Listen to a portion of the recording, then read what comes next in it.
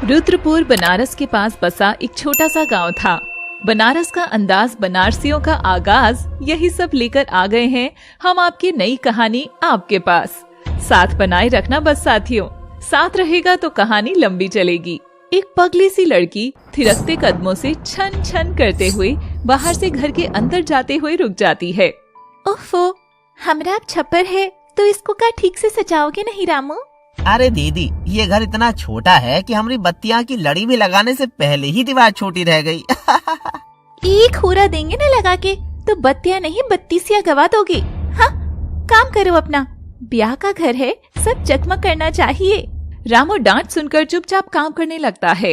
अरे आप घर वाले क्या कर रहे हैं? और जुगनी, तुझे तैयार नहीं होना क्या?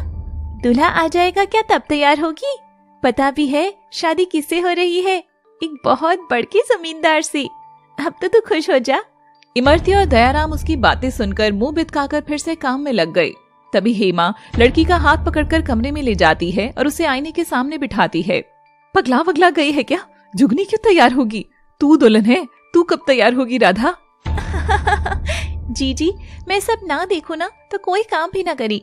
सुबह से सब काम चोरी ही कर रहा है। चलो ज्यादा बतियाओ नहीं और तैयार हो जाओ, बारात आती ही होगी। मैं अभी आती हूँ, जुगनी को भी भेजती हूँ अंदर। और हेमा के बाहर जाते ही उसकी दोस्त जुगनी अंदर आती है।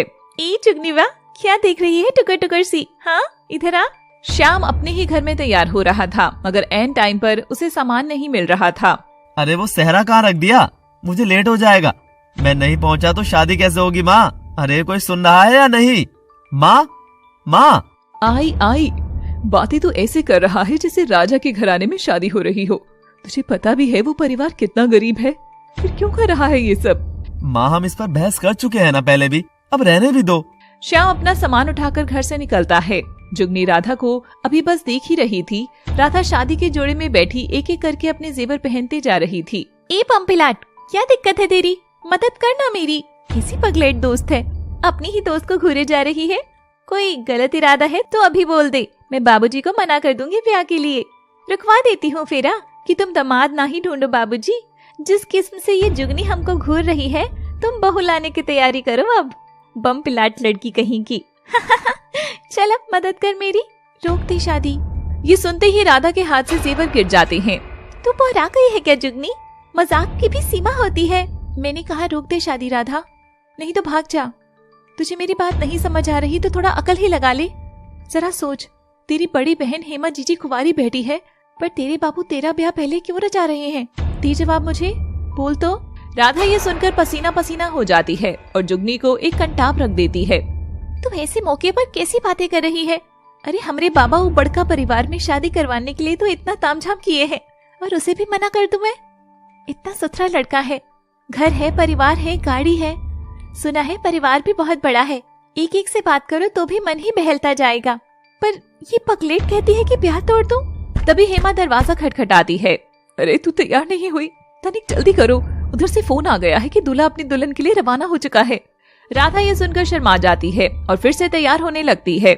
देख, अगर तुझे मेरे अच्छे पति को देखकर जलन हो रही है तो तू भी थोड़ी हंसी मजाक कर लेना उसके साथ, पर हाँ, सिर्फ बात ही करना। चिंता मत कर जुगनी, मेरा बाबू सबसे सोना होगा, मैं जानती हूँ। जुगनी एक तस्वीर निकालती है और छिपाते हुए राधा के सामने कर देती है। राधा मजे से लिपस्टिक लगा रही थी। उखई के पान बनारसिया, तनिक मजा तलो सांवरिया। पर जैसे ही जुगनी की दिखाई तस्वीर पर उसकी नजर पड़ती है, उसके हाथ से लिपस्टिक छूटकर नीचे गिर जाती है और आंखें फैल जाती हैं। ये तो इसलिए बोल रही हूँ, या तो शादी तोड़ दी या भाग जा राधा, भाग जा। अरे हम शादी तोड़ने की बात कहे तो हमारे बाबू हमें दुगना तोड़ देंगे, तो भाग जा। जो भी फैसला लेना है जल्दी ले, हेमा जीजी तुझे लेने आती ही होंगी। हाय कान्हा, ये कौन से चक्रे में फंसा दिया तूने? भागू तो भागकर जाऊं भी तो कहाँ जाऊं, कुछ समझ नहीं आ रहा। तभी राधा के दिमाग की बत्ती जलती है। जुगनी, तू बस वैसा ही कर जैसा मैं बोलूं। राधा जुगनी को एक शॉल उड़ा देती है और खुद भी ओढ़कर कमरे का गेट खोलती है। अरे ये क्या हो रहा है जुगनी? राधा जुगनी बनकर हेमा से कहती है। वो जीजी, राधा का पेट खराब हो गया था तो क्या फेरे के बीच में वे खाना चाहती, इसलिए सोचा बारात आने से पहले ही घुसा दूं। छी, शुभ काम से पहले ही राधा को काम खराब करना था। जा ली जा जल्दी। पर तुम दोनों ने शॉल क्यों ओढ़ी है? वो ठंड लग रही है ना जीजी। और हेमा उनकी बातों में आकर उधर से हट जाती है। मौका पाते ही राधा जुगनी को वॉशरूम में घुसा देती है। जुगनी, तो तब तक बाहर मत निकलना जब तक मैं यहाँ से दूर ना चली जाऊं, ठीक है? तू चिंता मत कर राधा, तू बस भाग जा और अपना ध्यान रखना। दोस्त, तुझे ऐसा फंसा कर जाने का जी तो नहीं कर रहा? वो दोस्त ही कैसा जो मुसीबत ना बना सके। जिस दिन तुझसे दोस्ती करी थी तेरी हरकतें देखकर ही समझ गई थी कि तू मुझे मरवाएगी जरूर। चल जा, भाग जा। और राधा कमरे का दरवाजा अंदर से बंद करके खिड़की से चादर लटकाकर दुल्हन के गेटअप में ही भाग जाती है। राधा ने शॉल से खुद को कवर करके मोहल्ला तो पार कर दिया था और वो जा पहुंची थी रेलवे स्टेशन। राधा बेंच पर बैठी हुई थी। उसके दिल की धड़कनें ट्रेन के इंजन से भी तेज थी। मैं भाग आई, हाँ भाग आई हूँ। अब मैं सिर्फ राधा नहीं हूँ, भागी हुई राधा हूँ। लड़कियां क्या अपनी इच्छा से घर से भागती हैं? हाँ, मैं कहूँगी हाँ, अपनी इच्छा से ही भागती तो है, मगर साथ बांध लाती है पल्लू से अपने ढेर सारा लालचन। ये जमाना अब मुझे अपनी निगाहों से हर रोज कितना जलाने वाला है, इस बात से वाकिफ हो। क्या मुझे लौट जाना चाहिए? हाँ, मुझे लौट जाना चाहिए। आपका क्या मानना है? मगर फिर मेरी शादी? नहीं नहीं राधा, बस तू एक बार आजमगढ़ पहुंच जाए तो सब ठीक हो जाएगा। और ट्रेन आकर रुकती है। राधा अपना सारा डर छोड़कर ट्रेन की ओर बढ़ती है। बारात आ गई माँ, बारात आ गई। देखो तू कितनी झमाझम के साथ आई है। हाँ बेटिया, हम तो सुने हैं कि कस्बा का सबसे महंगा बैंड लाए बताए जमाई जी। सब पैसे की माया है इमरती। राधा भी वहाँ जाकर उसी माया में नहाएगी। और क्या पता बाबा, उनके नहाने से थोड़े बहुत छींटे हम पर भी गिर जाएं। मैं राधा को बुलाकर लाती हूँ। हेमा जाकर वॉशरूम का दरवाजा खटखटाती है। अरे तेरा पैखाना पूरा हुआ कि नहीं? अभी नहीं जीजी, मुझे तो बस अंदर आराम से बैठना है। तनिक जल्दी कर लो, बारात बाहर आ गई है। कभी ऐसा ना हो कल के अखबार में हेडलाइट पर तुम ही आ जाओ कि दुल्हन पैखाने से नहीं निकली बाहर, बारात चौखट से वापस लौटी। दूल्हा वहां चौखट पर आ गया था और राधा वहां ट्रेन में चढ़कर अपनी खिड़की वाली सीट लपक चुकी थी। राधा ने उतारी अपनी हील वाली चप्पल, अपना घाघरा उठाकर आलती पालती मारकर वहां फैल कर बैठ जाती है। हमने तो हमारी सीट पर अपना पैंदा जमाई लिया है, अब कोई माई का लाल हमको उठाकर तो दिखाओ, और कोई आएगा भी तो हम इशारे में कह दे, हमको ना सुनाई देत, मैं तो गूंगी बहरी हूँ। हाँ पता नहीं वहाँ क्या आतंक मच रहा होगा। प्लेटफॉर्म पर भागते हुए 2 कदम आते हैं और टिकट विंडो पर आकर रुकते हैं। लड़का बड़ा ही हाफ रहा था। आजमगढ़ की टिकट प्लीज। ये लो टिकट, तुम्हारी ट्रेन तो 1 मिनट में छूटने वाली है, जल्दी जाओ, भागो। ये सुनकर रुके हुए कदम प्लेटफॉर्म की ओर तेजी से भाग रहे होते हैं। अरे ट्रेन रुक जा, कोई रोको मेरी ट्रेन को, मेरा आजमगढ़ पहुंचना बहुत जरूरी है। तभी राधा उस लड़की की आवाज सुनती है। आइला 26 मिनट, ये तो मैंने 9 बार देखी है। हमेशा से ही मेरा ऐसा ही तो सीन करना चाहती थी। अभी देखो कैसा अपना घाघरा संभाल कर इस छोरे को ट्रेन पकड़वाती हूँ। और राधा झट से सीट से खड़ी होकर दरवाजे पर आकर उस ओर झांकती है। हवा में उसके बाल लहरा रहे थे। ठुड्डी की काली बिंदिया जहान की सारी बलाएं दूर कर रही थी। लाल चटक लहंगा ऐसा जो हर सिग्नल को रेड कर दे। ऊपर से राधा का सांवला रंग, बस उसे हमेशा लगता था कि अगर उसका सांवला रंग ना होता तो वो किसी पिक्चर की हीरोइन बन जाती। अरे बाबू, तनिक आहिस्ता भाग ले, ऐसे भागी तो ट्रेन से पहले तुम ही खुद आजमगढ़ पहुंच जाने हो। लाओ अपना सामान थमाओ और फिर अपना हाथ दो। श्याम की नजर राधा पर पड़ती है तो शॉल में दुल्हन बने एक लड़की निकलती है जो उसे अपना हाथ दे रही थी और अनाप शनाप कुछ कुछ चिल्ला रही थी। अरे मुझे छोड़ो, पहले सामान पकड़ो, इसका आजमगढ़ पहुंचना बहुत जरूरी है। अरे बाबू, इसे तो क्या मैं पूरा रुद्रपुर आजमगढ़ पहुंचा दूंगी, तनिक मेरा हाथ तो थामो। और श्याम दौड़ता हाफता सा उसका हाथ थाम लेता है और दोनों ट्रेन में सवार होकर एक ही डिब्बे में आमने सामने बैठ जाते हैं। लियो बाबू तुम्हारा जरूरी सामान। वैसे इसमें ऐसा है क्या? इसमें मेरे दोस्त की शादी का सेहरा है। कहता है सेहरा तुझसे ही बनवाऊंगा, अगर मैं टाइम पर नहीं पहुंचा तो वो शादी नहीं करेगा। वैसे तुम दुल्हन के कपड़ों में क्यों हो? और तुम्हारा कोई सामान भी नजर नहीं आ रहा है, कहीं भाग भाग कर तो नहीं आई हो? ये सुनते ही राधा थोड़ा सहम कर बैठ जाती है। बाबू क्या बताऊं, टीम ही ऐसा चल रहा है मेरा तो भागी, दुल्हन का ये किराए का जोड़ा और साथ लेकर भागी हूँ। अब वो दुकान वाली मोरे बापू की छाती छीलेगी रोज आकर। बेचारा मेरा बापू, पर उसके लक्षण ही है छाती सुजवाने के। हाँ। तभी ट्रेन अगले स्टेशन पर रुकती है। ए चाय वाले भैया, तनिक एक पूर्वा गरम चाय तो दो। बाबू तुम भी लोगी चाय? अरे ले लो बाबू, चाय की चुसड़ चुसड़ के बीच कहानी सुनने में मजा आएगा। भैया एक ठो पूर्वा बाबू साहब को भी दे दो। और राधा इधर उधर हाथ मारती है मगर उसके पास तो देने के लिए दहली रुपया भी नहीं होता है। रुको मैं दे देता हूँ। श्याम भी खुद पैसे देता है। अरे तुमको ही पैसा देना था तो 2 पूर्वा की फालतू में पैसा क्यों लगवाना था। सारी माफ कर दो, पर सूट बूट टाई वाई देखकर तो लग रहा है तुमको क्या कमी पैसे की। पर हमारी तो जिंदगी एकदम ही कचरा हो गई है। बस जैसे तैसे एक बार आजमगढ़ जो पहुंच जाए ना तो सब कुछ एकदम से लल्लन टॉप हो जाएगा जिंदगी में। अच्छा जी, ऐसा क्या है आजमगढ़ में? और हाँ मैडम, ली मैंने चाय की चुस्की। तो बताओ क्यों भागी तुम शादी से? वो बात ऐसी है कि हमारी एक खासम खास दोस्त है जुगनी। हाय दैया, भागम भाग में हम जुगनीवा के बारे में तो भूल ही गए। हेमा देख तो ये लड़की अब क्या तमाशा कर रही है। जवाई जी यहाँ दरवाजे पर खड़े रहेंगे क्या रात भर? उधर हेमा बार बार दरवाजा खटखटाती है तो उसे टूटे फूटे मकान की तरह टूटे फूटे दरवाजे की चटकनी भी टूट जाती है और दरवाजा खुल जाता है। हेमा देखती है कि जुगनी तो मजे से अंदर बैठकर टॉफी क्रश खेल रही है। जुगनी चौंक कर हेमा की ओर देखती है। हेमा कान खींचकर जुगनी को बाहर लाती है। जीजी, तू? जुगनी तू यहाँ है तो राधा कहाँ है? और हेमा राधा को यहाँ वहाँ ढूंढती है। माँ, राधा भाग गई। ये सुनकर राधा के माँ बाप का तो सिर ही चकरा जाता है और वो दरवाजे पर मोम बना खड़ा दूल्हा भी वहीं बैठ जाता है। राधा अपनी किस्मत को धोखा देकर ब्याह से भाग तो आई थी, मगर क्या उसकी किस्मत उसका पीछा छोड़ेगी? अब देखते हैं आगे की कहानी। श्याम चाय पी रहा था कि तभी उसके कानों में चुसर चुसर की आवाज आ रही थी। वह सामने देखता है तो राधा मैडम अपना घाघरा उठाकर आलती पालती मारकर मजे से चाय की चुस्कियां लिए जा रही थी।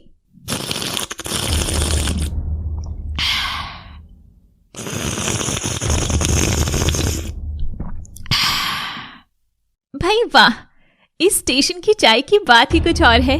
और बाबू, जब तक चाय पीकर आवाज न निकाली तब तक क्या खाक चाय पिए हो तुम?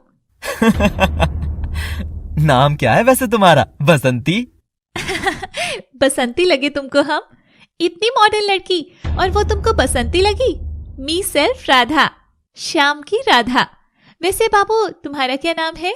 श्याम चाय की घूंट ले ही रहा था कि उसकी खांसी निकल जाती है। वो मेरा नाम श्याम है। धत, हाय दैया, माफ करना बाबू, हमारा अजनबियों के साथ तालमेल कुछ ज्यादा ही बैठ जाता है। पर इसका ये कतई मतलब नहीं कि हम तुमको छेड़ रहे थे। हम वैसी लड़की नहीं है बाबू। ये सब तो तुम खुद ही कह रही हो ना राधा। तो बताओ कैसी लड़की हो तुम? घर से भागी हुई हो, शादी के जोड़े में हो। अब पता नहीं शादी से पहले भागी हो या शादी करके भाग आई। अब ये कहानी तो तुम ही सुनाओगी ना, पर तुमको तो चाय की चुस्कियों से फुर्सत ही नहीं है। धत, श्याम बाबू छलिया हो तुम तो, बातों बातों में सब उगलवाओगे मुझसे। जुगनी भी ऐसा ही किया करती थी। अब ये जुगनी कौन है? जुगनी का ख्याल आते ही उसकी आंखें नम हो जाती हैं। जुगनी, उसी की वजह से मैं यहाँ हूँ, उसी की वजह से मैं घर से भागी। पता नहीं किस हाल में होगी वो। उधर जुगनी की चालाकी पकड़ी गई थी और हेमा उसके बाल खींचकर उसे सता रही थी। अरे कुलटा, हमारे घर का नाश करके क्यों बैठी है तू? खुद के पति से तो निभाई नहीं गई तुझसे। मुंह बिगाड़कर सुहागन होने के बावजूद कुंवारी बने घूमती रहती है। मैं बोली थी राधा को इस स्टंट के लक्षण ठीक नहीं है, पर मेरी सुने कौन है? अरे राम, हमारी बेटी भगा दी स्टंट ने। बता कहाँ गई हमारी बेटी? और इमरती जुगनी को पीठ पर खूब मारती है। जुगनी रोती जरूर है मगर मुंह तक नहीं खोलती। देखो देखो मेहमानों, लखन की बातें कौन कर रहा है? ये माँ बाप तुम्हारी हरकतें बताऊं मैं? बताऊं क्या थी? बेचारी भागकर चैन से तो रहेगी। राधा खिड़की के बाहर देखती देखती सोचती है और श्याम को अपनी कहानी बताने लगती है। राधा मत करिए शादी। वो रा गई है क्या बम पिलाट? कैसी बातें करे है तू? पूरा छपरवा सज गया है और तू कहती है फेरे ना लो? भग पड़बग, मारे तुम्हारी कुत्ती में एक धनधनी सी। ये तस्वीर देख। राधा तस्वीर देखकर सकपका जाती है। ये तुझे कहाँ से मिली? आज सुबह मैं अपनी ताई के यहाँ जा रही थी तो ओ जुगनी नौटी मस्ती वाली जुगनी नौटी ओए। अरे ओ जुगनिया, ये क्या लहराती रहती है? थोड़ी आहिस्ता चलना सीख। इन्हीं लटकों झटकों के चलते छोड़ दिया तेरे पति ने तुझे। जिस हिसाब से तुम उंगली कर रही हो ना काकी, काका भी एक दिन तुमको जंगल में छोड़ आएंगे और हमारे पति ने हमको नहीं छोड़ा। हम उस ससुरवा को छोड़ के आई हैं। हाँ, दारूबाज कहीं का। तभी गांव के बाहर बस आकर रुकती है और एक पंडित झोला लटकाए उससे उतरता है और लोगों से पूछता है, अरे वो ब्याही जाने वाली राधा का मकान किधर है? मैं उसके फेरे के लिए आया हूँ। ये सुनते ही जुगनी के कान खड़े हो जाते हैं। अरे पंडित भी टकरा गया, अब तो पता करके रहूंगी आखिर मेरी राधा की शादी हो किस कहना से रही है। ओ हो पंडित जी, राधे राधे। क्या हुआ, राधा का मकान नहीं मिल रहा? क्या तुम राधा को जानती हो? अरे पंडित जी, राधा क्या, हम उसके पूरे खानदान को जानत रही, यहाँ तक कि ससुरा सास को भी जानत रही। वैसे वो कैसे हैं? उन्हीं की ओर से आए हैं ना आप? सब मजे में है राधा रानी की कृपा से। वैसे आपको सबकी डिटेल्स कैसे याद रहती है ताऊ? वाह, बड़ी चालाक हो बेटी। पंडित जी से सीधे ताऊ पर उतर आई। सही कहा था मुझे मेरे कस्बे के लोगों ने कि बनारसी बातों बातों में ऐसा लपेटेंगे आपको। थोड़ा बच के पंडित जी। ना ना ताऊ, मैं तो बेटी जैसी हूँ आपकी। तो बेटी, हमारे पास एक किताब होती है सबकी बायोडेटा की, तो बस याद रहता है कौन किसका जोड़ा है और किसने कितनी दक्षिणा दी है। तुमको कुछ जानना है तो दक्षिणा के बदले तो और जुगनी हंसते हुए 200 रुपए पंडित को थमा देती है और पंडित उसे एक लिफाफा देता है। ये रहा तुम्हारी राधा रानी के रिश्ते का बायोडेटा। लो, बस किसी से कहना नहीं। वो क्या है कि ये पंडित बिकाऊ नहीं है। राधे राधे। जी पंडित जी, बिकाऊ नहीं हो तुम ताऊ, बस फेरों के मंत्र की तरह गरुड़ पुराण मत पढ़ देना ताऊ, इतना होश रखना। और पंडित तो पतली गली पकड़कर निकल लेता है और जुगनी उधर से फोटो का लिफाफा लेकर दीवार के पीछे जाकर लिफाफा आहिस्ता से खोलती है। देखो तो ऐसा कौन सा हीरा मिल रहा है मेरी हीरोइन को। जुगनी जैसे ही तस्वीर देखती है उसकी आंखें फटी रह जाती हैं और हाथ से लिफाफा छूट जाता है। राधा की इससे कैसे शादी हो सकती है? नहीं, मुझे हर हाल में वक्त पर जाकर राधा को सच बताना ही होगा। जुगनी मौका पाकर राधा को तस्वीर दिखाती है। ओहो मैडम, सस्पेंस कितना रखोगी? क्या था तस्वीर में ऐसा कि तुम भागी गई? उस तस्वीर में एक 60-70 साल का बूढ़ा था। तुम लोगों की लखन बताओ। और उनकी दहलीज पर बैठा जो दूल्हा था, जुगनी जाकर उसका चेहरा उतार देती है और उसमें से एक बहुत बूढ़ा टूटेदार झड़े बाल वाला बूढ़ा निकलता है, जिसे देख सब मेहमानों में खलबली मच जाती है। इससे करा रहे थे अपनी बेटी की शादी, इस हैवान से? अरे इससे करानी थी तो एक बार पूछ तो लेते मुझसे। ये मेरा ही काका है। क्यों, क्या क्या ग्यारसी, तू बाज नहीं आएगा? और जुगनी चप्पल निकालकर अपने काका के गाल पर और सिर पर मारती है। जुगनी, अपनी हद में रह लड़की।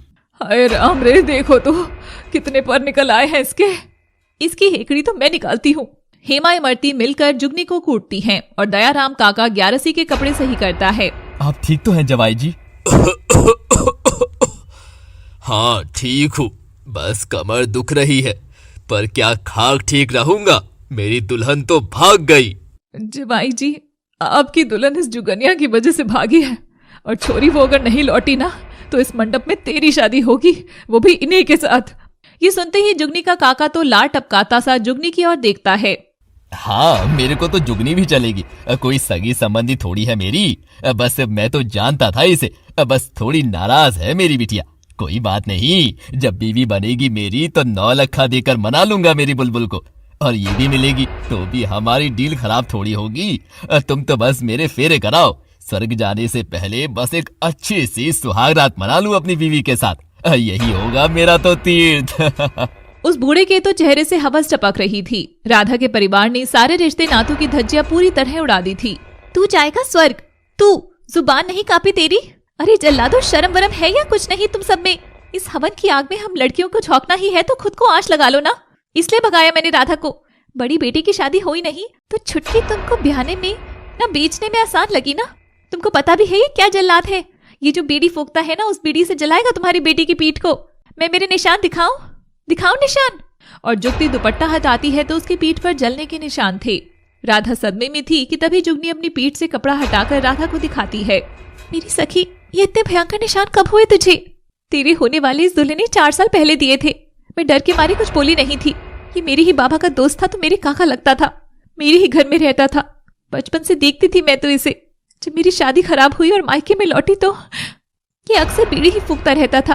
पर रोज जब मैं इसके पास खाने की थाल रखकर जा रही थी तो ससुर ने मेरी कलाई पकड़कर मेरे हाथ पर ही बीड़ी बुझा दी। आह, काका बहुत दर्द हो रहा है। तुम पकड़ा गए हो क्या? तने बाबूजी को आवाज लगाऊं तो? बाबूजी! लेकिन 11सी काका जुगनी का मुंह दबोच लेता है।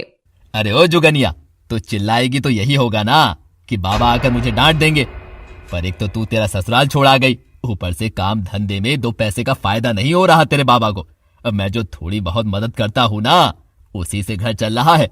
अरे कहे तो वो बंद कर दूं? चल चिल्ला ले। और काका की धमकी के आगे जुगनी हिम्मत छोड़ देती है और वो बूढ़ा सन की कहीं का ससुरा बुझाने लगा एक के बाद एक सुलगती बीड़ी बिचारी जुगनी की पीठ पर। और दिन ऐसे ही गुजरते गए और एक दिन वो चला गया कहीं दूर। और अब जब वो बूढ़ा लौटा है तो मैं तुझे अपनी जिंदगी खराब नहीं करने दूंगी। वह बस नोचेगा तुझे। तू भाग चला था, भाग जा। मैं कुछ नहीं समझ पा रही जुगनी। ये बूढ़ा, इससे हो रहा है मेरा ब्याह? पर ये कैसे हो सकता है?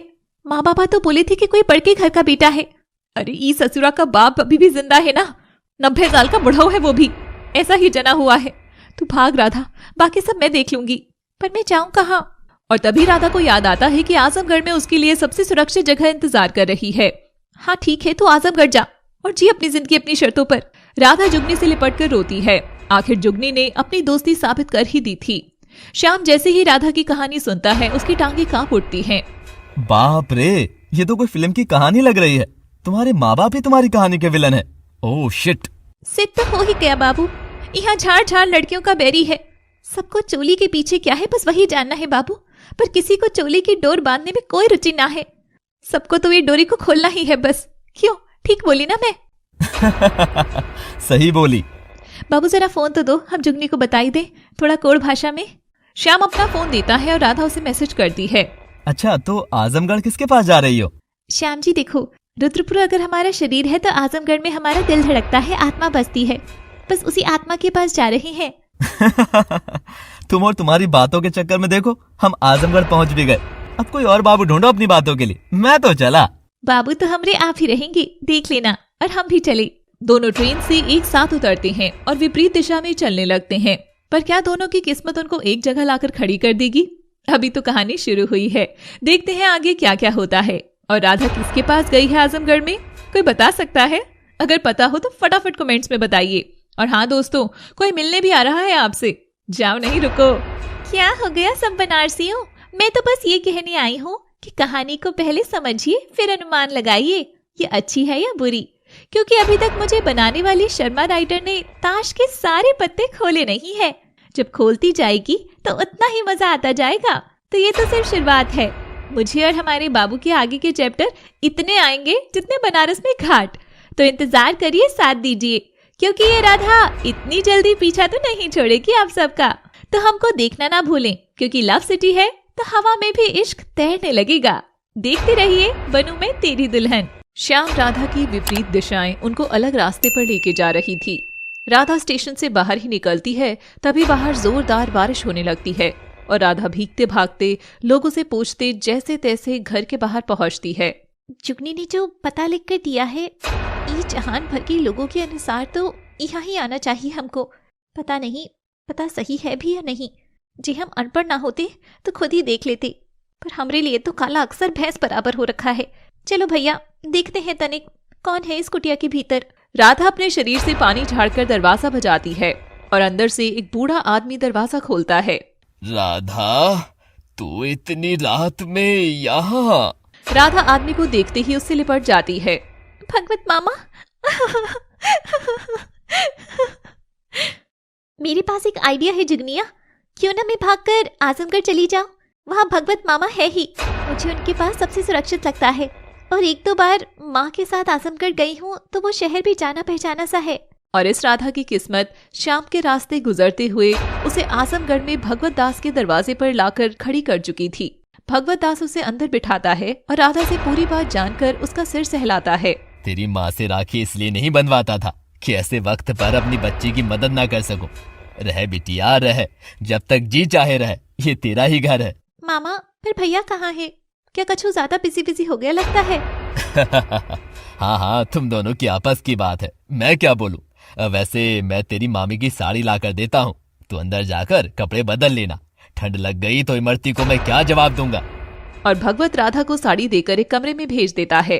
राधा कमरे में कुंडी लगा लेती है और उसमें लाइट जलाने की कोशिश करती है तो एक बार भी लाइट नहीं जलती। मामा ये कमरे की बिजली क्यों नहीं आ रही? ये छोटे शहरों की बिजलियां हैं बेटा, कभी आती है कभी नहीं, तो कुंडी करके अच्छे से बदल ले। मैं तब तक खाने का बंदोबस्त करता हूँ। और राधा मस्ती में मस्त होकर कपड़े बदलने लगती है और अपने गीले कपड़े जैसे ही उतारती है उसे लगता है कि उसकी नग्न पीठ पर हाथ होते हुए उसकी कमर पर चलता है। ऐसा होते ही राधा घबराकर वहाँ से हटती है। हाँ, कौन है यहाँ? पर वहाँ कोई नहीं था। शायद थकान के चलते राधा को ऐसा अजीब ख्याल आ रहे थे। राधा एक एक करके कपड़े उतारकर पहन रही थी कि अचानक उसे लगता है कि उसे कोई घूर रहा था। तभी बाहर बिजली कड़कती है और कमरे में फोकस पड़ता है। राधा देखती है वहाँ कोई आदमी खड़ा था जो लगातार उसे घूर रहा था, वो भी बिना कपड़ों में देख रहा था। राधा घबराकर कमरे की कुंडी खोलने लगती है। मामा बचाओ, कमरे में कोई घुस आया है, बचाओ मामा।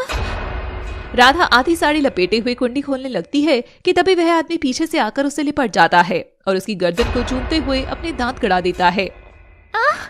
ये कान्हा, बचाओ मेरी लाश लुटने से, कान्हा बचाओ।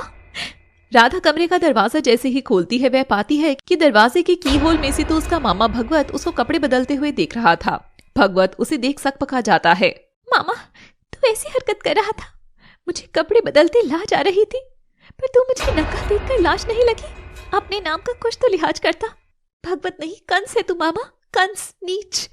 राधा मामा को चाटा लगाने के लिए हाथ उठाती है कि तभी मामा उसे दबोच लेता है। मेरे बेटे आजा बाहर, तेरा शिकार आसान हो गया है। और कमरे से भगवत का बेटा बाहर आता है। उसी ने राधा की गर्दन पर काट लिया था। भाई तुम लोक लाज की सब मर्यादा छोड़ चुकी हो क्या? मैं बहन लगती हूँ तेरी, सारे रिश्ते लज्जा दिए तुमने, तुम बाप बेटे ने, मुझे यहाँ रहना ही नहीं है। राधा बचकर बाहर जाने की कोशिश करती है कि तभी मामा और उसका बेटा उसे दबोच लेते हैं और उसके कपड़े फाड़ने लगते हैं। अपनी ही बिरादरी में आज राधा की लाश लुट रही थी। अपनी राधा को बचा ले कान्हा, बचा ले, मेरी हिम्मत अब दम तोड़ रही है, बचा ले कान्हा। श्याम अपने दोस्त की शादी से शराब पिए हुए वहां से गुजर ही रहा था कि तभी उसे भगवत के घर से जोर से लड़की के चीखने की आवाज आती है और वह घर का दरवाजा खटखटाने पहुंच जाता है। मगर बार बार बोलने पर भी जब कोई दरवाजा नहीं खोलता तो वह दरवाजा तोड़ देता है। श्याम देखता है कि सोफे पर राधा पड़ी थी, आधे अधूरे कपड़ों में, और उस पर एक बाप की उम्र का बूढ़ा और एक जवान लड़का चढ़े हुए थे। श्याम उनके साथ हाथापाई करके राधा को बचा लेता है। नोचने से राधा के शरीर पर ढेरों खरोचे थी। राधा चलो। इतना सुनते ही राधा जाकर श्याम के पीछे खड़ी हो जाती है। जाने से पहले एक बार मुझे इनसे बात करनी है श्याम। भगवत के पास जाकर उसे चाटा लगाती है। क्यों मामा क्यों? मेरी माँ तो तुझे राखी बांधती थी ना। अरे तो मैं कौन सा सच में उसका भाई था और कौन सा तुझे मैं सच में बेटी मानता था? तुझ पर तो हमेशा से ही मेरी नजर रहती थी। हर बार अपनी माँ के साथ आती थी तो मैं बस तेरा सिर छूकर रह जाता था, मगर आज तू अकेले थी तो क्या ये मौका छोड़ देता? बोल, क्या गलत किया मैंने? बीमार, एकदम बीमार हो तुम दोनों। काम वासना ने तुम्हें इतना घेर लिया कि रिश्तों में सही गलत भूल चुके हो। पता है मामा, घर से भागी हुई लड़कियां अनजान लोगों की भीड़ में एक सहारा ढूंढती है। मैं भी वही ढूंढने आई थी, क्योंकि मामा से ज्यादा सुरक्षित जगह कौन सी होगी। पर मैं भूल गई थी कि सभी मामा अभिमन्यु के मामा कान्हा जैसे नहीं होते। धरती पर कंस जैसे मामा भी फैले पड़े हैं, जिसका वध करने हर बार श्याम को खुद ही आना पड़ता है। चलो राधा यहाँ से। मगर कहाँ? भगौड़ी लड़की अब घर लौटकर भी जाएगी तो भगौड़ी ही कहलाएगी। श्याम राधा का हाथ थामकर बारिश में ही बाहर निकल जाता है और राधा के फटे कपड़े उसे असहज बना रहे थे। तभी श्याम उसे अपना कोट उड़ा देता है। तो मुझे रुद्रपुर की ट्रेन में बिठा दो, तो फिर तुम आजाद हो जाओगे बाबू। इतनी परेशानी के लिए माफ करना बाबू। नहीं, मैं तुम्हें जब तक तुम्हारे घर की दहलीज तक नहीं छोड़ूंगा तब तक परेशान ही रहूंगा। ये तो पता लग गया है कि परेशानी तुम तक नहीं बल्कि तुम खुद परेशानी के पास जाकर हाय हेलो करती हो। और राधा और श्याम रुद्रपुर पहुंच जाते हैं। पापा, अगर राधा जाकर रुद्रपुर में मुंह खोल दी तो हमको बलात्कारी कहकर दुनिया जीने तक नहीं देगी। नहीं, हमारा गेम बजने से पहले हमको उस राधा के पत्ते बिछाने पड़ेंगे। भगवत इमरती को फोन करता है और सारी बात कहता है। उधर राधा अपने घर के बाहर पहुंचती है तो देखती है कि अभी भी शादी की डेकोरेशन है। दरवाजे पर दूल्हे की घोड़ी भी है। वो दरवाजे से अंदर जाती है तो कोने में बूढ़ा दूल्हा लाल पीला हुआ बैठा था और दूसरी ओर जुगनी को मारकर लाल पीला कर बिठाया हुआ था, जिसके पास हाथ में डंडा लिए उसकी बहन हेमा खड़ी थी। इमरती को देख राधा इमोशनल होकर उससे लिपटने के लिए दौड़ती है कि अचानक इमरती उसके रास्ते में लात मारकर उसे जमीन पर गिरा देती है। जो माटी जैसी इज्जत रखे ना, उसे माटी में ही पड़े रहना चाहिए। तू तो भाग गई थी ना अपने इस यार के साथ, फिर क्यों आई है लौट कर अपने माँ बाप पर लगा कीचड़ देखने आई है का? बेटी, तुझे जरा सी भी दया नहीं आई, शर्म नहीं आई? आप लोग को आई थी क्या शर्म जब इस बूढ़े से मेरा रिश्ता तय कर रहे थे? तो तू क्या अपने यार के साथ भाग जाएगी? यही है ना वो छोरा जिसको लेकर मेरे भाई के घर गई थी? अरे अपना घर तक तो सही है जी, ये तो 36 बिरादरी में हमारी नाक काटने पर तुली है नास पीठी कुल्टी छोरी। राधा के तो होश उड़ गए थे। भगवत ने अपना नाम आने से पहले ही राधा का गेम बजा दिया था। मेरी बात तो सुनो, वो मामा बहुत गंदा है माँ, देखो उसने क्या किया है। राधा अपना कोट हटाती है तो उसका ब्लाउज फटा था। वह बिना साड़ी थी, पूरे शरीर पर काटने और नोचने के निशान थे। अरे बेशरम कुल्टा, ग्रह कलेशणी, ये सबके सामने क्या दिखा रही है अपनी जंगली जवानी? अरे तेरे याशु के निशानों का जिम्मेदार मेरा भाई को ठहरा रही है। वो तो देवता आदमी है, देवता। वह मुझे सब बता चुका है। तूने अपनी सारी हदें पार कर दी है राधा। तभी पीछे राधा और श्याम दोनों के सर पर हमला होता है, जो हेमा गुस्से में आकर करती है और वो दोनों वहीं बेहोश हो जाते हैं। कुछ देर बाद दोनों को होश आता है तो श्याम तो वहीं चौक में दीवार के पास बंधा पड़ा था, मगर राधा जमीन पर लेटी हुई थी और उसके हाथ पांव बंधे हुए थे। आसपास नींबू मिर्ची रखे थे, मोमबत्तियां जलाई हुई थी और सामने काले कपड़ों में बैठा एक तांत्रिक थी। राधा धुंधली आंखों को ठीक से खोलकर देखती है तो उसे बिखरे बालों के बीच उस तांत्रिका का चेहरा नजर आता है, जो कि और कोई नहीं बल्कि राधा की बहन हेमा ही थी। आत्मा है माँ, इस पर आत्मा का प्रकोप है। ये जो बोल रही है खुद नहीं बोल रही है, कोई इससे बुलवा रहा है, पर मैं इस पर से ये प्रभाव खत्म कर दूंगी। ईंग बींग सर्वलिंग। माँ, रसोई से 1 किलो लाल मिर्च लेकर आओ। ऐसी पापी आत्माएं आसानी से नहीं निकलती हैं। आज इतने से ये पाप निकालकर इस दूल्हे के साथ ब्याह करके विदा करके ही दम लूंगी। तू पगला गई है क्या जीजी? कौन सी आत्मा है मुझ में? तेरी इस काली जादू की हरकतों की वजह से ही तेरी शादी नहीं होती, तो तू मेरी जान के पीछे क्यों पड़ रही है? अरे कोई बचाओ मुझे। सब तमाशे क्या देख रहे हो? मैं कोई झूठ नहीं बोल रही। श्याम मेरा कुछ नहीं लगता। ये तो भला आदमी है जो मुझे यहाँ सुरक्षित छोड़ने आया था। इन अंधविश्वासियों में क्यों आ रही हो सबके सब? अरे कोई तो मेरी बात का विश्वास करो। उस कंस मामा ने आपके सबके कान भरे हैं। बचाओ, मैं निर्दोष हूँ। और मैं तेरे मुंह में ये मिर्ची भर दूंगी दुष्ट औरत। माँ, चिमटा दो। और हेमा चिमटा गरम करके राधा के तलवों पर बार बार लगाती है और जैसे ही वो जोर से चिल्लाती है उसके मुंह में गरम लाल मिर्च डाल देती है। राधा दर्द से चीख रही थी। वहां बंधा बेबस श्याम ये देख नहीं पा रहा था। मुझे जाने दो जीजी, मुझे जाने दो, मैं मर जाऊंगी ऐसे। बोल चुड़ैल, कौन है तू जो मेरी बहन के शरीर पर कब्जा करके बैठी है? राधा दर्द से जैसे ही बेहोश होती है, हेमा झट से उसके पांव पर चिमटा लगा देती है और वह चीख कर होश में जैसे ही आती है वह उसके आंख नाक मुंह में मिर्ची डाल देती है। राधा टॉर्चर हो रही थी, क्योंकि हमारे समाज में आज भी ऐसे अंधविश्वास जिंदा है। जो लड़की अपनी मर्जी से कुछ करे तो उस पर किसी का साया बता दिया जाता है। राधा की जंग समाज के खिलाफ शुरू हो चुकी थी। क्या आप साथ हैं उसके इस सफर में? देखते रहिए बनूं मैं तेरी दुल्हन केवल लव सिटी पर। हेमा अपनी ही बहन के ऊपर अंधविश्वास का सारा आडंबर फोड़ रही थी। ओम भट्ट स्वाहा, मेरी बहन से चुड़ैल निकल जा, चुड़ैल निकल जा, निकल जा चुड़ैल निकल जा। और हेमा मंत्र के साथ उस पर चिमटे मारती है और मुंह और आंख नाक में मिर्ची डाल देती है। जीजी, बहन हो तेरी, बचपन से तेरी गोद में खेली हूँ। सबने कहा हेमा का रंग दूध जैसा है, तू सांवली है। तब भी मैंने कभी तुझसे प्यार करना कम नहीं किया। बाबा ने कहा कि हेमा की नहीं, पहले तेरा ब्याह कराएंगे। मैंने तब भी नहीं कहा। माँ बोली दुनिया वाले कुछ भी बोले, उससे पहले पर्दा करना सीख ले। मैं एक संस्कारी लड़की बन गई, तन से भी मन से भी, जिसने जैसा कहा करती गई। फिर भी तुमको लाज नहीं लगी जो मेरे साथ जानवरों वाला सलूक किया जा रहा है? एक अच्छी बेटी बहन होने का और क्या सबूत दूं मैं? मुझे तो छोटी वाली हमेशा से ही काचर का बीज लगती थी, जिधर गिर जाए माटी में तुरंत जड़ फैला ले। देखो तो कैसे जवाई जी को छोड़कर उस गोरे से लड़के को फंसा लिया है। अरे सत्यानाशी का बीज है। सब कुछ करके भी आ गई होगी ना तू तो। 2 दिन से गायब रही घर पर। क्या झूठी लड़की? हमको झूठी लड़की नहीं चाहिए। तुमने कहा था कि जो भी मिलेगा उससे सबसे पहले भोग मेरा ही लगेगा, तो ये झूठी लड़की कैसे? वो ग्यारसी जी, सुनिए तो, हमारी बड़ी बेटी झूठी नहीं है। क्या सीन है, वाह क्या सीन है। ऐसे माँ बाप है अपनी ही बेटियों को चारा बना रहे हैं। और हाँ बूढ़े, कर ले मेरी जीजी से ब्याह कर ले। रात में जब भी खे खे खा से कर उठेगा ना तो तेरी छाती पर बैठी पाएगी तुझे ये। और तो और ये झूठी नहीं बल्कि अपने बॉयफ्रेंडों के साथ पूरा डिनरवा करके आती जाती रहती थी रात भर। अरे चर्चा में मशहूर थी हमारी बहनियां, तभी तो हमारे माँ बाबा मुझको फुद्दू बनाकर तेरे साथ मेरा लगन नहीं कर रहे थे। राम राम राम राम, कितनी बोली आ रही चुड़ैल को। अरे निकल मेरी बहन के शरीर से, निकल डाकन कहीं की, निकल जा। हेमा फिर से अपनी बहन को टॉर्चर करने लगती है। बेचारे शाम के लिए ऐसी दरिंदगी अचंभे की बात थी। हेमा नया शादी का जोड़ा निकालती है और वहां सबके सामने ही राधा के कपड़े फाड़ती है। बड़ी बातें आ रही है ना नीच तुझे इज्जत की। क्या छिपा रही है इन कपड़ों में? शादी से भागकर जो तूने जवाई जी को चोट पहुंचाई है उसकी सजा तो मिलेगी। और हेमा राधा के कपड़े फाड़ती जाती है।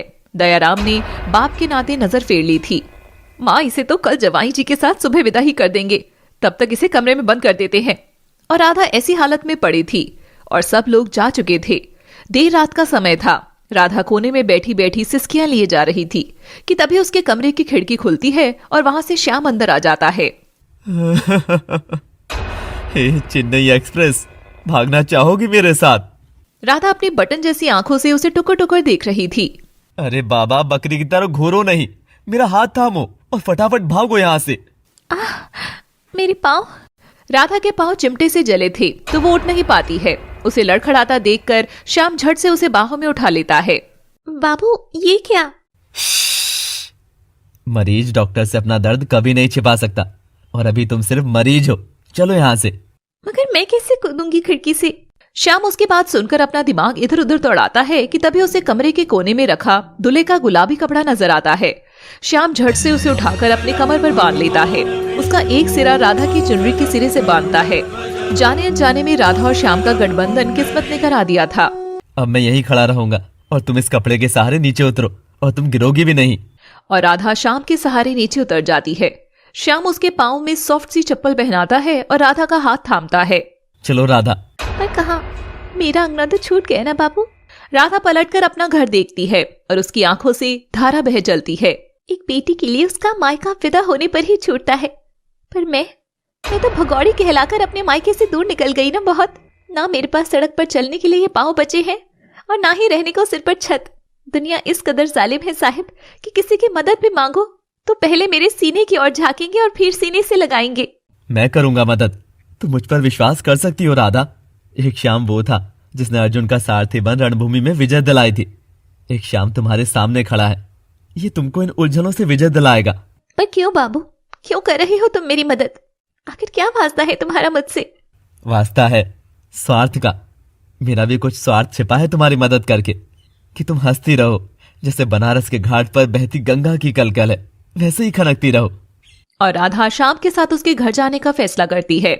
श्याम राधा को अपने बड़े घर के बाहर लाता है। राधा उसका बड़ा घर देखकर बहुत चकी रह गई थी। ओए साला, इतना बड़का घर है तुम पे? इतना बड़का घर में तुम खो नहीं जाते बाबू? ईका जैसी जगह में तो हमरा 50 छप्परवा बन जाए ना बाबा ना, हम तो इसके अंदर ही ना जाएं। और राधा पलटकर वापस जाने लगती है। राधा की खनकती पायल सुनसान जगह पर गूंज रही थी। तुम अब नाटक मत करो, चलो चुपचाप चलो। श्याम राधा के साथ खेल खिलारा करते हुए उसकी बैया थाम लेता है कि तभी उसके घर का दरवाजा खुलता है और दरवाजे पर खड़ी थी श्याम की दादी फगुनिया। फगुनिया जैसे ही दोनों को देखती है उसके हाथ से छड़ी गिर जाती है। एक अंता, अरे जल्दी आ तो, राजन की बहू, देख तो दरवाजे पर क्या बवंडर मचा पड़ा है। लल्ला चुड़ैल के साथ आया है। ए चुड़ैल, छोड़ छोड़ हमरे लल्ला का हाथ, छोड़ दे। फगुनिया छड़ी से राधा के हाथ पर मारती है और फगुनिया की आवाज से श्याम की माँ कांता भी आ जाती है। और सबसे पहले श्याम के हाथ से जकड़ा राधा का हाथ देखते हैं जिसमें सुहाग की मेहंदी रची हुई थी। फिर उसके हाथ में चूड़ा देखते हैं, फिर दुल्हन का चेहरा। उसे देखते ही फगुनिया के मुंह से एक ही शब्द निकलता है, अरे काली लड़की ले आया क्या तू? हाय रामा, ये क्या कर लाया तू लड़के? आजमगढ़ तुझे शादी में शामिल होने को भेजा था, ये खुद ही शादी रचा कर आने के लिए। अरे वो बात की बात है, पर पहले ये बता तू काली लड़की से ब्याह क्यों करके लाया है? बाबू ये सब क्या समझ रही है? अरे मेरी बात तो सुनो, ये मेरी बीवी नहीं है, मैं तो बस इसे भगा कर लाया हूँ। अब अंदर भी आने दो। ये सुनते ही सब माथा पीट लेते हैं।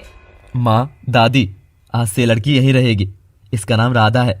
इसके साथ जो कुछ हुआ था ना, वो सब आपको हिला देगा। और श्याम राधा की पूरी कहानी उसके घर वालों को सुनाता है। और इस तरह से ना चाहते हुए भी ये मुझसे चिपक गई, जैसे भगवान भी यही चाह रहे हो। क्या बोला? मतलब ये एक भगौड़ी है? तो को भी पूरे जहान में एक भगौड़ी हिस्से में आई? अरे नजर डालनी थी तो कोई बराबर बाली पर तो डालता लल्ला। ना, हमको ये लड़की इस घर में ना ही चाहिए जो अपने बाप लोग की लाज ना रखे। ट्रेन के नीचे कुचल ही चुकी हो, वो पता नहीं हमारे घर में कौन सा अपराध कर बैठे। ना, मुझे तो कतई मंजूर ना ही इसका यहाँ रहना। आप दोनों मेरी बात तो सुनो। श्याम, तुझे मेरी कसम, सच सच बता, क्या ये लड़की यहीं रहेगी? पर आखिर है कौन? ये श्याम की राधा है। ये सुनते ही सबसे पहला झटका राधा को लगता है। राधा श्याम के चेहरे की ओर देखता है। क्या बोल रही हो बाबू? अचानक श्याम थोड़ी सख्ती से बोलता है, व्हाट बाबू, मेरा नाम नहीं लेना आता क्या तुमको राधा? अगर मैं भी तुमको बुलाने लगूं ऐसे ही किसी भी नाम से, तो फिर मैं बुलाऊं तुमको भैंसिया, तो फिर कैसा लगेगा? अरे तो है ही ये भैंसिया। हाश, मेरा तो जी ही बैठ गया था कि काली बहू को देख देख कर मेरा बीपी ही बढ़ जाना है। ए लड़की, तू नौकर है तो सबसे पहले मेरे बच्चे से दूर रहना। और श्याम तू अगर इससे ज्यादा यारी दोस्ती किया ना तो मैं तेरी टांगे तोड़ दूंगी। ला कांता, घर में सब कन्या का स्वागत करते हैं, इसका भी कर ही देते हैं। और फगुनिया के इशारे पर कांता एक काले पानी का बर्तन लाती है और फगुनिया राधा का मुंह उसके अंदर डुबाती है। लो जी, बुरी नजर को काला टीका तो लग ही गया। हे ऊपर वाले, जैसे काली किसके मुंह पर लगी है वैसे मेरे परिवार पर कभी मत लगाना। राधा को यह बर्ताव थोड़ा अपमानजनक लगता है, जिस कारण उसकी आंखें नम थी। बाबू, ये सब क्या हो रहा है मेरे साथ? तुम्हारी घरवाली मेरे मुंह पर काले क्यों पोत रहे हैं? अगर मेरा यहाँ आना इन्हें पसंद नहीं है तो मैं चली जाती हूँ बाबू, कोनो बड़ी बात नहीं, पर यूं अपने अपने जीवन में कलेश ना मचाओ। अरे नहीं पगली, ये यहाँ की परंपरा है। इसमें हर नई लड़की काला रंग खुद पर पोत कर घर का नजर का टीका बनती है। यानी कि अब तुम भी तो शामिल हो गए इस परिवार में। अब अंदर आओ और खो जाओ इस परिवार में।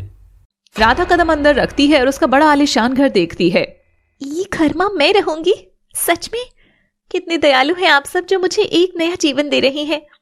श्याम अपने कमरे में चला जाता है और राधा टहलते हुए अपने कमरे की ओर बढ़ ही रही थी कि तभी उसकी नजर सामने खड़े श्याम की ओर जाती है, जो कि उसकी ओर देखकर मुस्कुरा रहा था।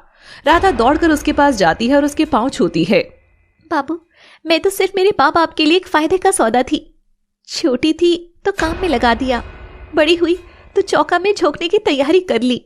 जितना बिक सकती थी बेचते चले गए। मगर तुम पहले ऐसे इंसान हो जिसने मेरा दाम नहीं लगाया, बल्कि मेरी कोड़ी जैसी जिंदगी को सुंदर बना दिया। बताओ बाबू, मैं क्या कर सकती हूँ तुम्हारे लिए? तुम तो मेरे देवता हो, कहो तो जान दे दो। बोलो बाबू। श्याम राधा को चुपचाप सुनता हुआ जोर से थामता है और हंसता है। देना चाहती हो तो मुझे मेरे बिस्तर की गर्मी दोगी। क्या तुम खुद को मुझे दे सकती हो राधा रानी? और श्याम झटके से राधा को छोड़ देता है। वह जमीन पर गिरती है। Welcome to my jungle Radha, welcome. देखिए आखिर श्याम क्या सोचकर राधा को यहाँ लेकर आया है। और दुल्हन का जोड़ा पहने ये एक आधी ब्याही लड़की या कभी बन सकेगी किसी की दुल्हन? जानने के लिए देखते रहिए बनूं मैं तेरी दुल्हन के सभी भाग केवल लव सिटी पर। Thanks for watching. दोस्तों, कहानी नई है तो आहिस्ता आहिस्ता अपने राज खोलेगी। साथ बनाए रखिएगा, ध्यान रखिएगा प्लीज। राधा जमीन पर पड़ी थी। श्याम अचानक से खुदा से यमराज के रूप में नजर आने लगा था। बाबू, आप ये सब क्या बोल रही हो? Oh please, don't call me Babu again and again. You can call me sir, owner, mister. पर नहीं, गवार पने की भी हद होती है, जो तुम जब देखो बाबू बाबू ही करती रहती हो। चलो जाओ, आज सो जाओ, कल से तुम्हारे जागने का समय शुरू हो गया है। श्याम राधा को गिरा हुआ छोड़कर वहां से चला जाता है। तभी उसे दादी फगुनिया और उसकी माँ कांता मिलती है। अरे बबुआ, मोरा दिल तो एक बार बैठ ही गया था कि तू उस देहातन को सच में ब्याह लाया क्या। देख तो, दुल्हन बने पे भी छछुंदर ही लग रही है। ओहो दादी, अब छछुंदर लगी रही है तो खेल लो ना छछुंदर से। वैसे भी मैंने सुना है कि बड़ी औरतों को घर की औरतों के साथ खेलने में बड़ा मजा आता है। वैसे भी राधा सिर्फ खिलवाड़ के लिए ही बनी है। क्या मतलब? तू करना क्या चाह रहा है और क्यों लाया है इस लड़की को यहाँ इस घर में उठाकर? अब अगर मेरी बीवी आती तो तुम दोनों उसे टॉर्चर करने लग जाती, तो मैंने अब तुमको टॉर्चर करने के लिए खिलौना ला कर दे दिया है। अब जी चाहे उतना खेलो उसके साथ, मेरी अपनी थोड़ी है, रखेल है ये तो। फगुनिया और कांता शाम की बात सुनकर एक दूसरे का चेहरा देखती हैं। देखा कांता, बेटा हमारा कितना बड़ा हो गया है।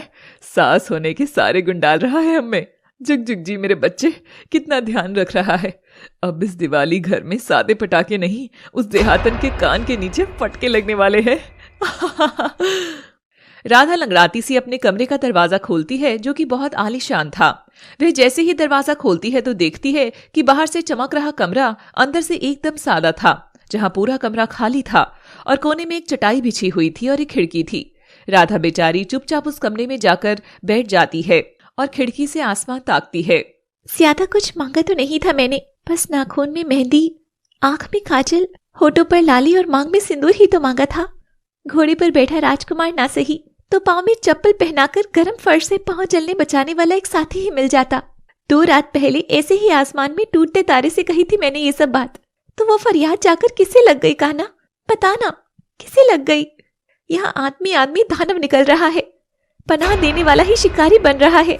ऐसे में मैं किस पर विश्वास करूं, किस पर नहीं? अब ये कदम और नहीं भाग सकते राधा रानी। सो जा कुछ देर, सो जा। और राधा अपनी जिंदगी को रोते हुए सो जाती है।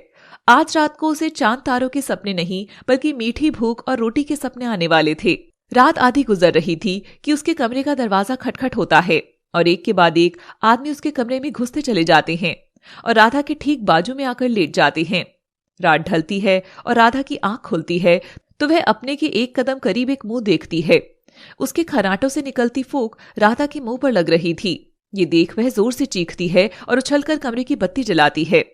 राधा पाती है कि कमरे में चटाई बिछाए चारों ओर आदमी ही आदमी सो रहे थे। राधा की चीख से फगुनिया, कांता और श्याम दौड़कर आते हैं। फगुनिया आंख मलते हुए उबासी के साथ बोलती है, अरे लड़की, कुछ लखन खुद में है या नहीं? रात में चीखा चीखी निकल भी जाए तो दरवाजे के बाहर नहीं जानी चाहिए। तेरी माँ ने सिखाया नहीं था क्या? हाँ राधा, इतना तो देहात में माँ अपनी बेटियों को बता ही देती है कि जब मर्द संग बांटना हो बिस्तर तो कमर रखो अपनी कसकर। ज्यादा चिखम चिल्ली किया अगर तो मर्द पकड़ ले और भी जमकर, समझी? हाँ, भोली है बेचारी। छी माँ जी, ये सब तुम क्या बोल रही हो? हमारे कमरे में इतने सब मर्द लोग अपनी चटाई हमारी चटाई से जोड़कर सोए रहे तो हम चीखेंगे नहीं तो इनका क्या गाल सहला दे? क्या तमाशा चल रहा है ये? राधा श्याम को देखते ही उसके पीछे जाकर छिप जाती है और कमरे में सो रहे आदमियों की ओर इशारा करके रोने लगती है। आज तक जीवन में इतना करीब हमने किसी को नहीं आने दिया। आज जब आँख खुली तो वो जो घुंघराले बालों वाला लड़का हमारे मुंह पर अपनी सांसें छोड़ रहा था। बाबू, आप पूछो इनसे ये सब हमारे कमरे में क्या कर रहे हैं? बाबू क्या क्या क्या? वेट वेट वेट वेट, क्या बोली तुम? तुम्हारा कमरा? मैडम, ये कमरा नौकरों का है और इसमें घर के सभी नौकर सोएंगे। तुम कोई अलग महारानी नहीं हो। राधा श्याम का जवाब सुन हिल गई। वो श्याम को पहचानने की कोशिश कर रही थी। क्या ये वही लड़का है जो आजमगढ़ से उसकी इज्जत बचाकर लाया था? बाबू, पर ये मर्द लोगों के साथ हम हर रात को कैसे सो सकते हैं? अरे क्यों नहीं सो सकते? घर में जिस छत के नीचे सोती थी वहां बाप भाई नहीं था क्या? क्या उनसे भी ऐसी ही फीलिंग में आती रही तुमको? नहीं ना? तो हमरे नौकरों को गंदी नजर से क्यों देखवत हो? मैं क्या बोल रही हूँ कांता, मेरे को तो लगता है इसी से खतरा है हमारे नौकरों को। पता नहीं बेचारों के साथ क्या क्या करते। बोल रही, क्या दिक्कत है तुझे सोने में? बता। दिक्कत की आप बात कर रही है माँ जी? एक औरत पूछकर हमसे दिक्कत की बात कर रही है? जो दिक्कत हमको होगी वही आपको होगी। कपड़ों की दिक्कत, चोली के नीचे छिपी आबरू की खुलने की दिक्कत। गाना तो बन गया, चोली के पीछे क्या है, मगर जिस दिन वो चोली के पीछे छिपे अंग बाहर आ जाएंगे तो यही समाज मुझे उल्टा बोलकर नोच खावेगा। क्यों झूठ बोल रही हूँ क्या मैं रामू भैया? रामू राधा की बात सुनकर अपनी चटाई उठाकर चुपचाप कोने में ले जाता है। अरे डरो मत, मैंने तो भैया जी बोल दिया ना तुमको। भैया, माँ जी जानती हो, यहाँ आने से पहले जिसने हमारे ब्लाउज की हुक गिनने की हरकत की थी ना, रिश्ते में वो हमारा भाई ही लगता था। रिश्ता ही लजा दिया कमबख्त ससुरे ने सारा। और अम्मा, जब हमको महीना चढ़ेगा तो लाल चटाई देखकर ये नौकर भागेंगे तो नहीं ना? बोलो बोलो भाई लोग, तुम सभी बोलो। राधा का एक और सवाल जानकर बाकी नौकर भी अपनी चटाई उठाकर कोने में ले जाने लगे थे। राधा के तीखे कटाक्ष पर फगुनिया की बातें झूल गई थी। अम्मा, त्योहार का दिन है, तुम और कुछ ना दे सको तो इस नौकरानी को अपनी नजरों में थोड़ी बिटिया जैसी इज्जत ही दे दो। फगुनिया शाम की ओर इशारा करती है। इस देहातन के क्या मुंह लगना, इसे तो ये भी नहीं पता कि लड़कों के सामने ये सब नहीं कहते। चल कांता, पड़ी रहने दे इसको यहीं। और लड़की, ये मंत्र याद रख लेना, कोई कलाइयां मरोड़े तो चीखना नहीं, मुस्कुरा देना बस, क्योंकि तुझ जैसी छोटी घर की लड़कियां मर्दों के हाथ तले केवल को चलने के काम आती है, समझी? सो जा अब। कांता राधा को धक्का मारकर कमरा बंद कर देती है और सब चले जाते हैं। राधा अपनी चटाई के पास आकर रोते हुए बैठती है और वहां बैठे सभी आदमियों की घूरती निगाहों को देख अपना सीना ढकती है और घाघरे को टांगों के बीच समेट लेती है। मैं शर्मा राइटर एक लेखक के तौर पर अभी तक ये समझ नहीं सकी कि आखिर इज्जत को औरत के नाजुक अंगों में छुपाया किसने। राधा के सीने को ढके ब्लाउज तले जो भाग है ना वो उसकी इज्जत है, वो ना ही उसका मन है। वह मन जो इतना भोला था कि यह जान ही नहीं सका कि किस्मत उसे बचाने के लिए नहीं, फंसाने के लिए यहाँ लाई है। एक उसके लहंगे के बीच कांपती टांगे, किसने जगह दी वहां इज्जत की? नहीं, इज्जत शरीर की किसी जगह में रखी हुई नहीं होती। इज्जत तो सामने वाले की नजरों में होती है, जो चाहे तो साड़ी पहने ढके बदन को भी नंगा कर सकती है और चाहे तो बिकनी पहनी लड़की की आबरू को नजर से ही ढक देती है। ये कमरे में बैठे मर्द ना जाने कब राधा पर अपना हाथ साफ करते। उससे पहले तो औरत होने के नाते फगुनिया अपनी जुबान से ही राधा की इज्जत को तार तार कर रही थी। राधा रोते रोते वही सहमी सी सो जाती है। तभी दरवाजे पर श्याम आता है। राधा, मैं जानता हूँ तुम्हारे मन में बहुत से सवाल होंगे। तुम ये जगह डिजर्व नहीं करती हो, नहीं करती ना? डीजल क्या बाबू, डीजल तो हमको नहीं पता। हाँ बाबू, कभी कभी अपनी लूना में पेट्रोल डालने को भेजते थे। क्या बोल रही हैं आप बाबू? श्याम राधा की बात पर मुस्कुराता है और उसके कंधे पर हाथ रखकर घर में टहलता है। क्या हुआ? यूं क्या देख रही हो? मुझे समझने की कोशिश कर रही हो? मुझे नहीं समझ सकोगी तुम, कभी नहीं। नफरत है मुझे औरत जात से, खास करके छोटे घर की लड़की जो बड़े बड़े सपने देखती है। उस हर लड़की से मुझे नफरत है, बहुत नफरत। श्याम क्रोध में आकर राधा के कंधे भींच देता है। वह दर्द से तिलमिला गई थी। आह बाबू। मैं बाबू नहीं हूं। कोई नहीं, रिलैक्स रिलैक्स श्याम। नहीं, पर तुमसे नहीं है मुझे कोई नफरत, इसीलिए मेरे पास एक रास्ता है, एक सुरक्षित जगह तुम्हें ठहराने के लिए। राधा यह सुनकर बड़ी खुश हो जाती है। क्या बाबू, मेरे लिए सिर्फ? पर वहां तो कोई नौकर नहीं होंगे ना? सच कहूं बाबू, ऐसे सोने में रात को सोते हुए भी डर लगता है कि सीने का पल्लू इधर उधर हो गया तो सब मर्द लोग तुरंत लट्टू की तरह चसकर अपनी आंखें सेक लेंगी। नहीं नहीं, वहां कोई नौकर नहीं होगा, कोई मर्द नहीं होगा सिवाय मेरे। मंजूर? और श्याम राधा के चेहरे पर हाथ फेरने लगता है। छी बाबू, ये आप क्या बोल रहे हैं? आपने तो मेरी इज्जत बचाई, मैं आपको अपना भगवान मानती हूँ। तो अपने इस देव को प्रसाद नहीं दोगी? बोलो, जब इतना बड़ा मान ही चुकी हो तो मुझको भोग भी तो चढ़ाना होगा ना। और आखिर में लाए क्यों हो तुम्हें यहाँ? मेरी प्यास बुझाने के लिए ही तो। राधा श्याम के इरादों से घबरा गई थी। वह अपने कदम पीछे ले रही थी कि तभी श्याम उसकी कलाई दबोच लेता है। माँ ने क्या बोला था अभी? जब जकड़े सैया तो शर्माने का, चिल्लाने का नहीं। और तुम डर क्यों रही हो? क्यों डर रही हो? वहां कमरे में तो सिर्फ मैं अकेला ही हूं ना, और तुम्हारे कमरे में भूखे आदमियों का झुंड, जिनको लड़कियां देखने तक को नसीब तक नहीं होती हैं। उनके साथ रूम शेयर करोगी? जरा देखो इनकी शक्लें। राधा कमरे में झांक कर देखती है तो कुछ नौकर उसे देख अपनी ललचाई आंखों से नोच रहे थे, तो कुछ हवस की भूख से लार गिरा रहे थे। ये सब पूरे दिन काम करके थक जाते हैं, सोचो ये तुम पर टूट पड़ेंगे, झपटेंगे, नोचेंगे, कितना दुखेगा। और एक मैं हूं जो तुमको बड़े ही आराम से सहलाएगा और सुलाएगा और फिर प्यार करेगा। तो बोलो, है ना सुरक्षित? श्याम डरी हुई राधा को बहलाकर उसे बाहों में भरकर अपने कमरे में ले जाता है और दरवाजा बंद करता है। अब बताइए कि राधा अपनी इज्जत को श्याम की हथेली पर रख देगी? और श्याम के इरादे अचानक से ऐसी शैतानी कैसे हुए? आप बताइए अपने ख्याल। राधा श्याम के कमरे के भीतर कैद तो हो गई थी, मगर कोई मर्द औरत को तभी हासिल कर सकता है जब तक वो उसके मन के भीतर ना कैद हो जाए। श्याम ने राधा के मन पर अभी तक दस्तक दी ही नहीं थी और उसने पहले तन ही मांग लिया था। राधा के अंदर आते ही श्याम कुंडी लगा लेता है। राधा डरी सी उसके बिस्तर के पास खड़ी थी। डर से राधा की टांगे, जुबान सब कांप रही थी। बाबू, ये अगर कोई मजाक है तो इस बावली को और बावला ना बनाओ। मेरे जीवन में आगे जाने वाली सब सीढ़ियां पहले ही ढह चुकी है। ये जो थोड़ी सी जगह बची है, इसे भी तुम क्यों छीन रही हो बाबू? क्यों? मुझसे कोई गलती हुई है क्या? कपड़े उतार कर बिस्तर पर लेट जाओ। पर बाबू प्लीज। कपड़े उतार कर बिस्तर पर लेट जाओ। पर बाबू। मैं क्या कह रहा हूँ? सुनाई नहीं दे रहा तुम्हें? मैंने कहा अपने कपड़े उतारो और बिस्तर पर लेट जाओ, वरना। श्याम राधा की साड़ी पकड़कर जोर से खींचता है और वो खुल जाती है। पूरे कमरे में राधा की सुबकियां ही गूंज रही थी। राधा आईने में खुद को आधे अधूरे कपड़ों में देखती है। श्याम को धक्का मारकर कमरे से बाहर जाने लगती है। भागना है? भागो, दूर तक भागना है ना। वैसे किस किस से भागोगी तुम? उस बूढ़े दूल्हे से या मामा से या मुझसे? भागो राधा, भागो। राधा हवेली का दरवाजा खोलती है। बाहर एकदम वैसा ही तूफान था जैसा तब था जब श्याम ने राधा को बचाया था। राधा नंगे पांव ही आधे कपड़ों में सड़क पर दौड़ पड़ती है। तेज बारिश में वो भीग रही थी, चल रही थी, फिसल कर गिर रही थी, पर रुक नहीं रही थी। तभी उसे अंधेरे में चलता हुआ एक आदमी दिखता है। वह दौड़कर उसके पास जाती है मदद मांगने के लिए। भाई साहब मेरी मदद कर दो, आपको बहुत दुआएं लगेंगी। राधा की आवाज सुनकर वह आदमी जैसे ही पलटता है, राधा उसका चेहरा देखकर चौंक जाती है। वह राधा का दुष्ट मामा भगवत दास ही था। राधा घबराकर पीछे हटती है और तभी किसी से टकरा जाती है। वह पलटकर देखती है तो पीछे सेहरा पहने उसका बूढ़ा दूल्हा 11 खड़ा था, जो उसे दबोचने के लिए हाथ फैला रहा था। आजा मेरी बुलबुल, कितना तड़पाएगी, अब तो हवन की आग भी ठंडी पड़ने को है। राधा घबराकर दूसरी ओर भागती है तो वहाँ उसकी काला जादू करने वाली बहन हेमा खड़ी थी। नहीं, मुझे जाने दो, जाने दो मुझे। वह फिर दिशा बदलती है तो वहाँ उसके लालची माँ बाबा खड़े थे। राधा चारों ओर से घिर चुकी थी।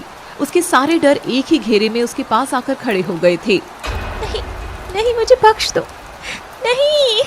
राधा अपनी आंखें बंद कर जमीन पर गिर जाती है और बहुत रोती है। तभी उसके ठीक पीछे से सिर पर छाता आता है और एकदम से तूफान उस पर बरसना रुक जाता है।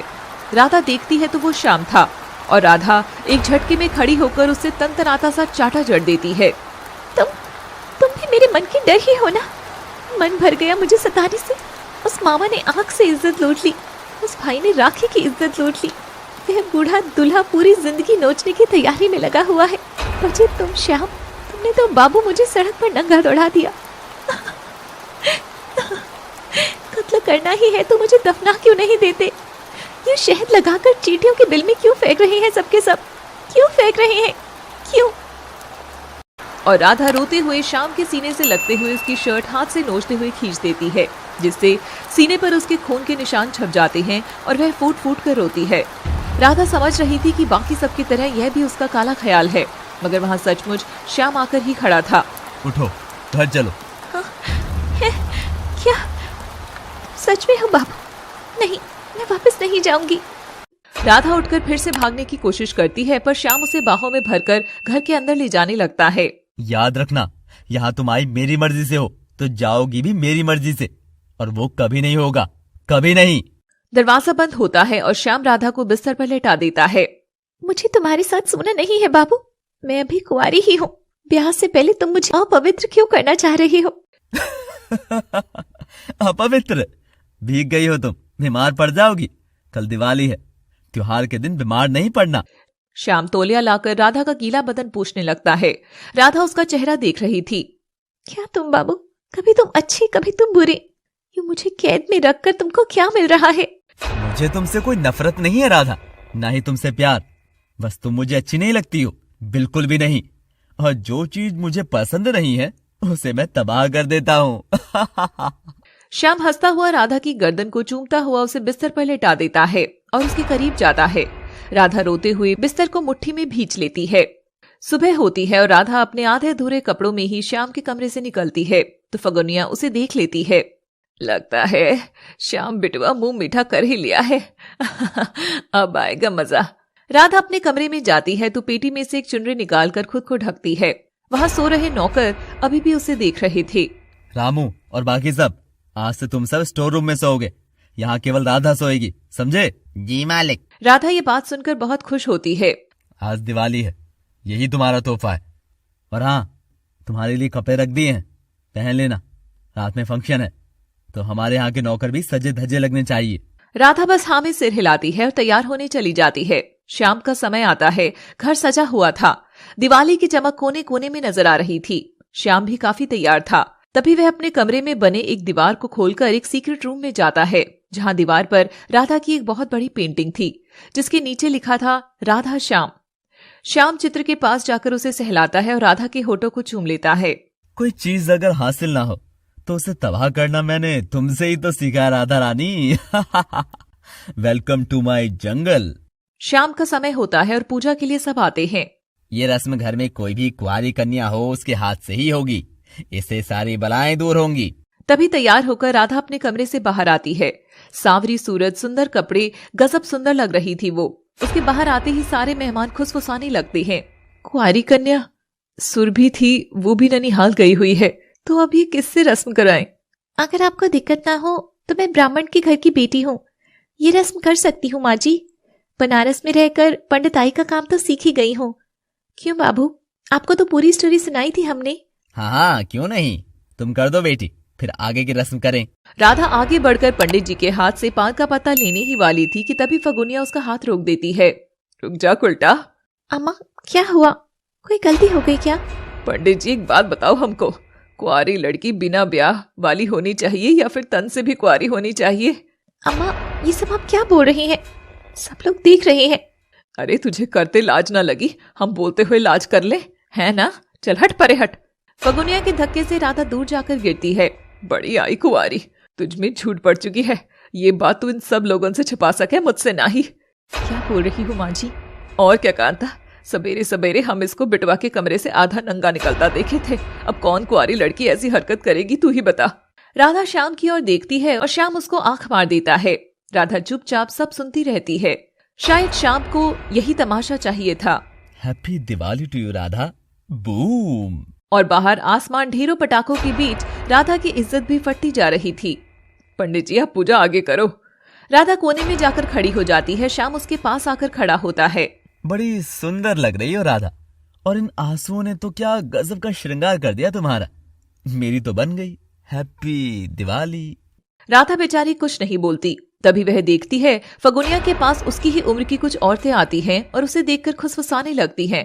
हाय हाय फगुनिया, तूने आज त्योहार पर श्रृंगार किया है? तेरा पति तो 5 महीने पहले ही मरा था ना। विधवा औरतें कब से यूं बंठन कर घूमने लगी? इतना भी नहीं पता। हाँ। फगुनिया नजर नीची कर लेती है और दबी जुबान में बोलती है, मुझे रंग पसंद है और मेरा पति मर गया तो मेरी क्या गलती है। हाय हाय, कितनी बेशरम है तू फगुनिया। अभी उस नौकरानी को सुना रही थी, अभी खुद की हरकत देख। ये मामला चला जा रहा था। राधा दूसरे नौकरों के पास जाकर कुछ बात करती है, पर ये सब देखकर राधा से रुका नहीं जाता और वो बीच में आ पड़ती है। तनिक सब्र को चखो काकी। क्या बोली तुम? सफेद साड़ी पहननी चाहिए। तुम्हारी बहन पिछले महीने ही मरी थी ना, पर तुम तो लालटेन जैसी चमकती आई हो। काहे? राधा की बात सुन वह कुछ नहीं बोलती। और नाटी काकी, जितना तुम्हारा कद उतनी बड़की सोच भी है ना। तभी 20 दिन पहले अपनी बहू के जलकर मरने के बावजूद भी पटाखे जलाने आ गई ना। हे राम फगुनिया, ये छोकरी नौकरानी है या तेरी वकील है ये? और तुम मोटी काकी, तुम क्या बोली कि विधवा होने पर रंग तो दूर, हंसे भी नहीं औरत। तो तुम्हारा तो जवान बेटा 1 साल पहले मरा था। तुम उसकी याद में इतना रोई लगती हो कि देखो काकी तो गम में फूलती चली गई। राधा की बात पर सभी औरतें अपना मुंह बंद कर सिर झुका लेती हैं। जब रिश्तों की नजदीकियों में भेद ही नहीं हो तो एक पति के मरने से वो औरत रंगों को पहनना क्यों छोड़ दे? मरते तो बेटा बहू बहन भाई भी है ना। तब तो सब कोई नहीं पहनता सफेद, तो पति के मरते ही विधवा विलाप काहे को गाना शुरू कर देते हैं ये सब। बोलो काकी। अम्मा, अगर अपने पसंद का ओढ़ पहनना चाहे तो उसके लिए क्या तुमको सबका स्टाम्प पर अंगूठा लगवाए? अम्मा, तुम एक काम करो, अगली बार से बाहर बोर्ड पर लिखवा दो एक, ढकोसले बाजों से सावधान। राधा की बात सुनकर औरतें सकपका कर जाने लगती हैं। फगुनिया राधा की ये बात सुनकर उसके पास जाती है और उसे एक चाटा लगा देती है। बदतमीज लड़की, सत्यानाश कर दिया सारी दिवाली का। राधा का ये कदम भी उल्टा पड़ गया। राधा फगुनिया की साइड लेकर जी खोलकर बोलती है, पर फगुनिया उसे चाटा लगा देती है। बदतमीज, खुद कीड़े मकोड़े के खानदान से आई है, भिखारन जैसी हालत है, पर तूने मेरे मेहमानों पर उंगली उठाई। तेरी इतनी औकात। अम्मा, मैं तो तेरी साइड ही बोल रही थी। पर राधा का हर कदम उसके लिए भारी पड़ रहा था। श्याम राधा का हाथ पकड़ता है और उसे साइड ले आता है। मेहमान जाने लगे थे। पार्टी का अंत हो गया था। अब बारी थी सबकी पटाखे जलाने की। श्याम पटाखे छोड़कर खुश हो रहा था, पर किसी ने भी उस जश्न में राधा को शामिल नहीं किया था। तभी एक रॉकेट उड़ता हुआ सीधे राधा की ओर जा रहा था। राधा अपने ही ख्यालों में खोई हुई थी। सब उसे हटने को चिल्ला रहे थे, पर वह एक नहीं सुनती। तभी श्याम की भी नजर राधा की ओर पड़ती है। अरे हट जा लड़की, ये हमारे यहाँ जलकर हम सबको अंदर करवाएगी। अरे अखबार की हेडलाइन में आना है क्या लड़की? रॉकेट पर सवार लड़की गई यमलोक पार। अरे हट जा राधा। श्याम दौड़कर राधा की ओर जाता है। उसे दौड़ता देख राधा का ध्यान रॉकेट पर जाता है। हाय दैया, इतना बड़ा पटाखा। फिर बाबू जिस तरह हीरो माफिक दौड़कर आ रहे हैं, हमको तो लगता है वो रॉकेट से पहले ही आकर हमको बचा लेंगे। और राधा बिना डरे वहीं खड़ी रहती है। श्याम राधा के पास आकर खड़ा हो जाता है। रॉकेट आता है और राधा के कपड़ों में आकर गिर जाता है। उसके कपड़ों में आग लग जाती है। सब जहां अफरा तफरी मच जाती है। यह देख राधा तो डर के मारे बेहोश हो जाती है। राधा की तो मन चुकी थी हैप्पी दिवाली। पटाखों के बीच सबकी बोलती कहीं दब गई थी। और बन जाओ हीरोइन। हट सकती थी लेकिन हटी नहीं, तो सवारी तो अपने सामान की खुद ही जिम्मेदार होगी ना। और श्याम जेब से माचिस निकालता है। वैसे आज तक मेरे जलाए रॉकेट का निशाना कभी खराब नहीं गया। श्याम बोतल में रॉकेट लगाता है और तभी उसकी नजर कोने में खड़ी राधा पर पड़ती है। आज कुछ तूफान ही करते हैं तो हो जाए ये धूमधड़ाम। राधा रानी, ये रहा प्लास्टिक दिवाली का तुम्हारा तोहफा। और श्याम बोतल की लात मारकर उसकी दिशा बदल देता है और रॉकेट राधा की ओर सरसराता हुआ जाने लगता है। वहाँ श्याम खड़ा खड़ा खुश हो रहा था। इतनी दूर क्यों खड़ा हूँ मैं, पास जाकर देखूंगा। रात का समय होता है और सब सोने जाने लगते हैं। राधा को भी होश आ गया था। बेचारी का हाथ रॉकेट की आग से जल भी गया था। तभी राधा को श्याम इशारा करता है और राधा अपना तकिया उठाकर चुपचाप श्याम के कमरे में चली जाती है और श्याम उसका जला हाथ जोर से पकड़कर उसके कपड़े पकड़ लेता है। श्याम पिछली बार की तरह राधा की साड़ी पकड़कर खींचता है, पर आज राधा छटपटा नहीं रही थी। वह खुद साड़ी उतारने में श्याम की मदद करती है। साड़ी तो उतर गई, पर सो कहाँ बाबू? मेरे बिस्तर पर ही। तो पिछली बार की तरह फिर से आप मुझे बस बदनाम करने जितना ही सोओगे, या बाबू आधी रात होते ही उठकर सोफे पर चले जाओगे? श्याम राधा की बात पर कुछ नहीं बोलता है। बोलो बाबू, क्या मिल रहा है मुझे बदनाम करके? कल रात श्याम ने राधा को अपने पास बुलाकर उसके कपड़े उतारकर बिस्तर पर लिटाया और खुद देर रात होते ही सोफे पर जाकर सो जाता है। वह सोती हुई राधा का चेहरा देख रहा था। मैं इतना खोखला नहीं हूँ राधा कि तुम्हारी मजबूरी का फायदा उठाकर तुम्हारे शरीर का आनंद लूं, लेकिन तुम्हारी इज्जत को हाथ लगाए बिना तुम्हारी धज्जियां उड़ा दूंगा। आज भी मुझसे अलग सोओगे ना, और फिर बाहर जाकर सबको यह कह दोगे कि तुम्हारे और मेरे बीच सब हो गया है ना? यही चाहते हो ना तुम? श्याम राधा के सवालों पर खींचकर उसके बालों को पकड़ता है और जोर से उसकी गर्दन पकड़ता है। तो खुद भी इज्जत के काबिल कहा। तूने तो मुझे मन के चौराहे पर सरेआम लुटा दिया था। तुम जितनी स्लो दिखती हो उतनी हो नहीं। हाँ, मुझे तुम्हारी इज्जत लेने में कोई रुचि नहीं है। मुझे तो बस इसका तमाशा चाहिए, घोर तमाशा। वैसे भी तुम मुझसे क्या उम्मीद कर रही हो कि मैं तुम्हें यहाँ रानी या पत्नी बनाकर रखूंगा? अरे तुम नौकरानी हो और मेरी रखेल। उसकी यही औकात होती है, सिर्फ यही। जाओ, जाकर लेट जाओ बिस्तर पर। राधा बेझिझक के बिस्तर पर लेट जाती है और श्याम सोफे पर। राधा को उस रात नींद नहीं आ रही थी। जो बाबू कर रहे हैं ये कोई आम चीज तो नहीं है। इस नफरत के पीछे कोई तो वजह है, पर क्या? राधा श्याम का चेहरा ध्यान से देखती है और खुद भी सो जाती है। अगली सुबह होती है। राधा फिर से आधे कपड़ों में कमरे से बाहर निकलती है। इस बार उसे कांता देखती है। राम राम राम राम, माँ जी ने जैसा बताया था एकदम वही सीन है। मेरा बेटा नौकरानी के साथ ही। भगवान, इस जवानी की गर्मी गलत दिशा में जा रही है। मुझे इसका कोई उचित उपाय ढूंढना पड़ेगा, वरना शाम के जोश की वजह से कहीं ये काली कलूटी हमारे घर की बहू न बन जाए। और कांता एक फोन लगाती है। श्याम ऑफिस जाने वाला था, तभी वह राधा रानी को जाकर बोलता है, माँ ने कुछ सिखाया भी है या नहीं? जिस कमरे में सो वहाँ की सफाई जरूरी होती है। उठकर चादर भी ठीक नहीं करती तुम। सुनो लड़की, मुझे झूठी चादर और झूठी लड़कियों के साथ सोने में कोई दिलचस्पी नहीं है। मेरे वापस आने तक कमरे का कोना कोना साफ हो जाना चाहिए। राधा हाँ में सिर हिलाती है और श्याम के जाने के बाद उसके कमरे की सफाई करने जाती है। वह सब झाड़ती है, सारी गंध हटाती है। तभी देखती है वहाँ टेबल पर रखे सामानों पर बहुत माटी जमा थी। अरे, लगता है इस कोने की सफाई तो सालों से नहीं हुई है। घर में इतने नौकर हैं, तब भी कमरा साफ नहीं है। हाँ, फिर किस बात के अमीर? राधा टेबल से सारा इलेक्ट्रॉनिक सामान सब उठाकर झाग से भरे टब में डालती है और रगड़ रगड़ कर धो देती है और वही घर के पीछे सबको तनी पर लटका कर सुखा देती है। अब देखो कैसी चमक मार रही हैं चीजें। तभी उसे शाम की चीखने की आवाज आती है। माँ, माँ, मेरे कमरे में कौन आया था माँ? अरे क्या हुआ? यहाँ मेरी टेबल पर कितना सामान रखा हुआ था, पर अब नहीं है। सब कहाँ चला गया? मेरा लैपटॉप, मेरा चार्जर, मेरा टैबलेट, सब कहाँ गया? मेरी पुरानी फाइलें, इनकम टैक्स का रिकॉर्ड मेंटेन कर रहा था उसमें।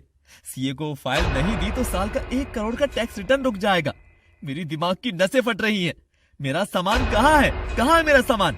श्याम गुस्से में आकर टेबल पर अपना हाथ मारता है। राधा शोर सुनकर आती है और श्याम की नजर उस पर पड़ती है। तुम ही आई थी ना मेरे कमरे में सफाई करने, और क्या पूरा कमरा ही साफ कर दिया तुमने? राधा ये सुनकर खुश होती है। बाबू, मेरी तो बात ही गजब है। कद भी छोटा है तो मुझसे अच्छी सफाई कोई नहीं कर पाता। माँ भी दिवाली की सारी सफाई मुझसे ही कराती थी। यूं उछल उछल कर सब साफ कर देती थी मैं। सब मुझे फुदकू राधा बोलते थे। आपको भी मेरे हाथों का कमाल अच्छा लगा ना? बोलो ना बाबू, कैसा लगा? अबे चुप, मेरा सामान कहाँ पर है? वो लैपटॉप, चार्जर, टैबलेट, फाइलें सब कहाँ है? वो क्या चीजें हैं बाबू? अरे देहातन, वो जो काला काला सब सामान था वो कहाँ गया? यहाँ जो टेबल पर रखा था सब कहाँ गया? अच्छा वो तो मैंने सब साफ कर दिया। अब सब अच्छे से चलेंगे बाबू। और राधा श्याम का हाथ पकड़कर उसे अपने साथ बाहर ले जाती है और इशारा करके दिखाती है। देखो चमक रहा है ना बाबू? फाइलें भी देखो कितनी साफ है। हाँ, बस उसमें कुछ पुराने चूहे कुतरे से कागज थे, वो सब झाग में गल गए तो मैंने फेंक दिए। श्याम तनी पर सूखता अपना लैपटॉप और चार्जर और थैली में लटकाया टैबलेट देखता है, जिसे सुखाकर चिमटी से अटकाया भी हुआ था। उसका तो दिमाग ही फिर गया था। सत्यानाश!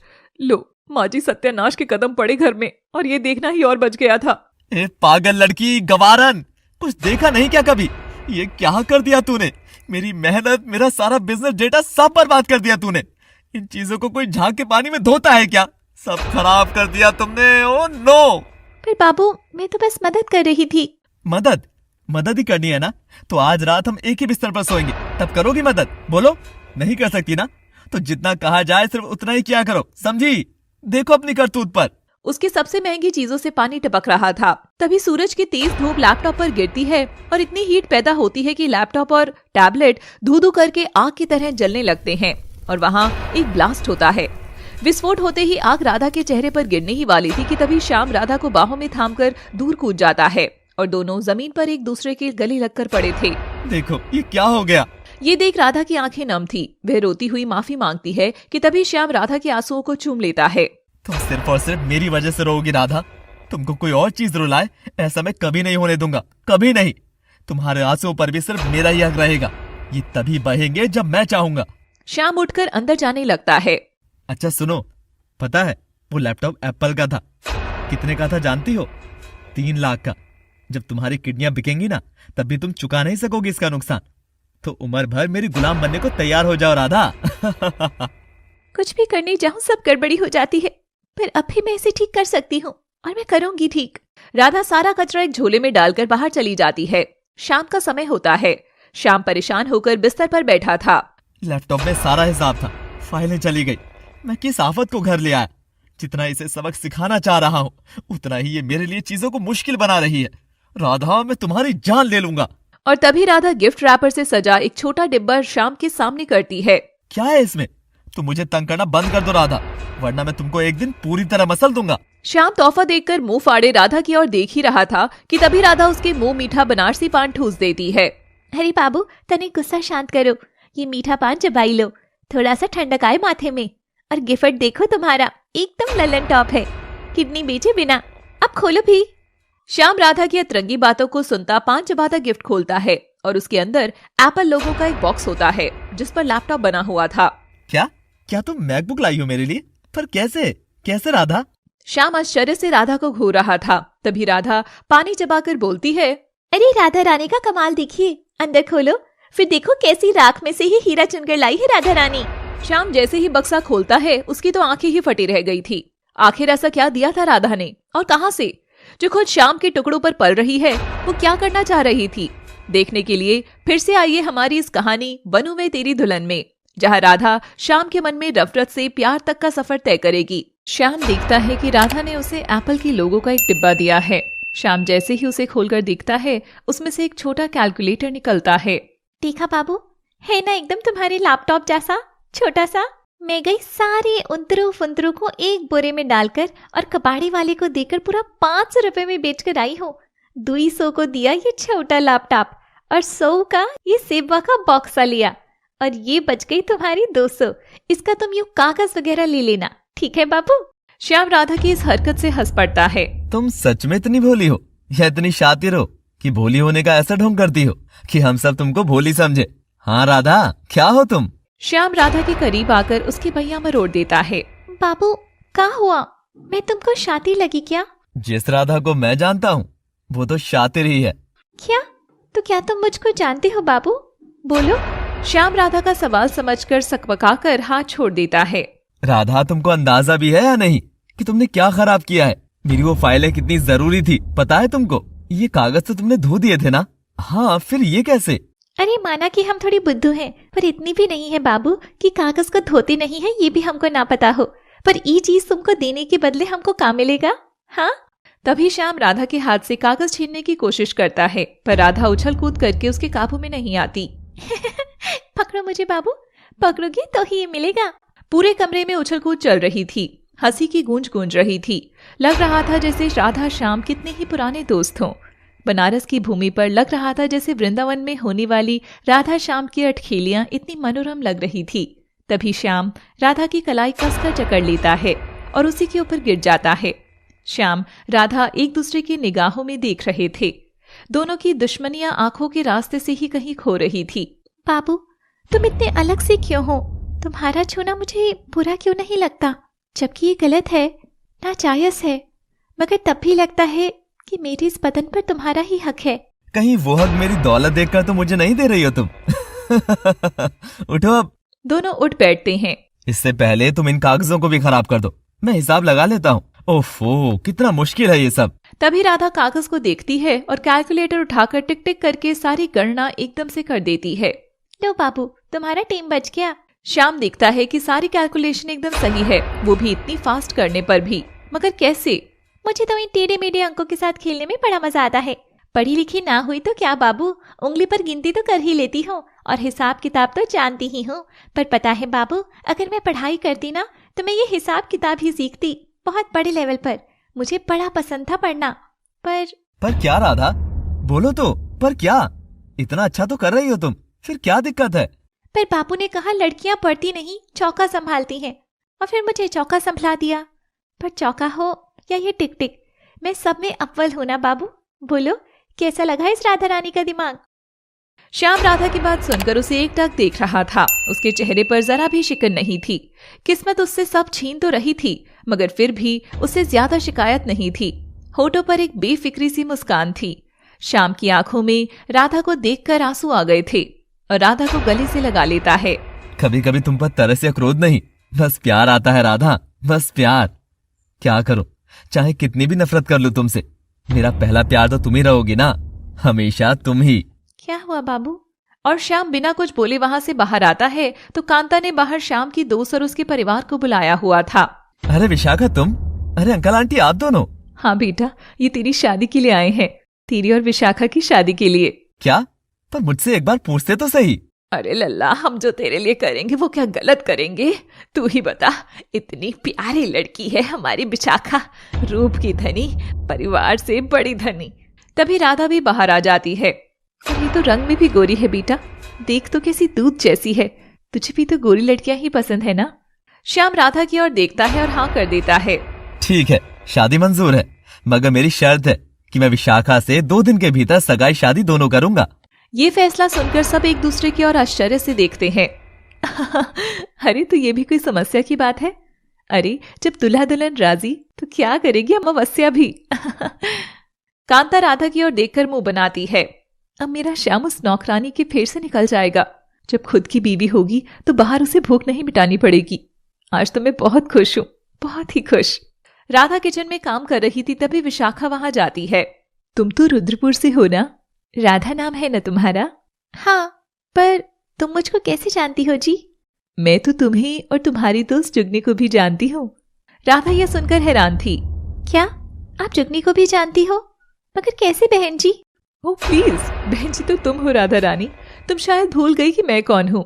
याद करो, मुझे ध्यान से देखो, हम साथ में खेले हुए हैं।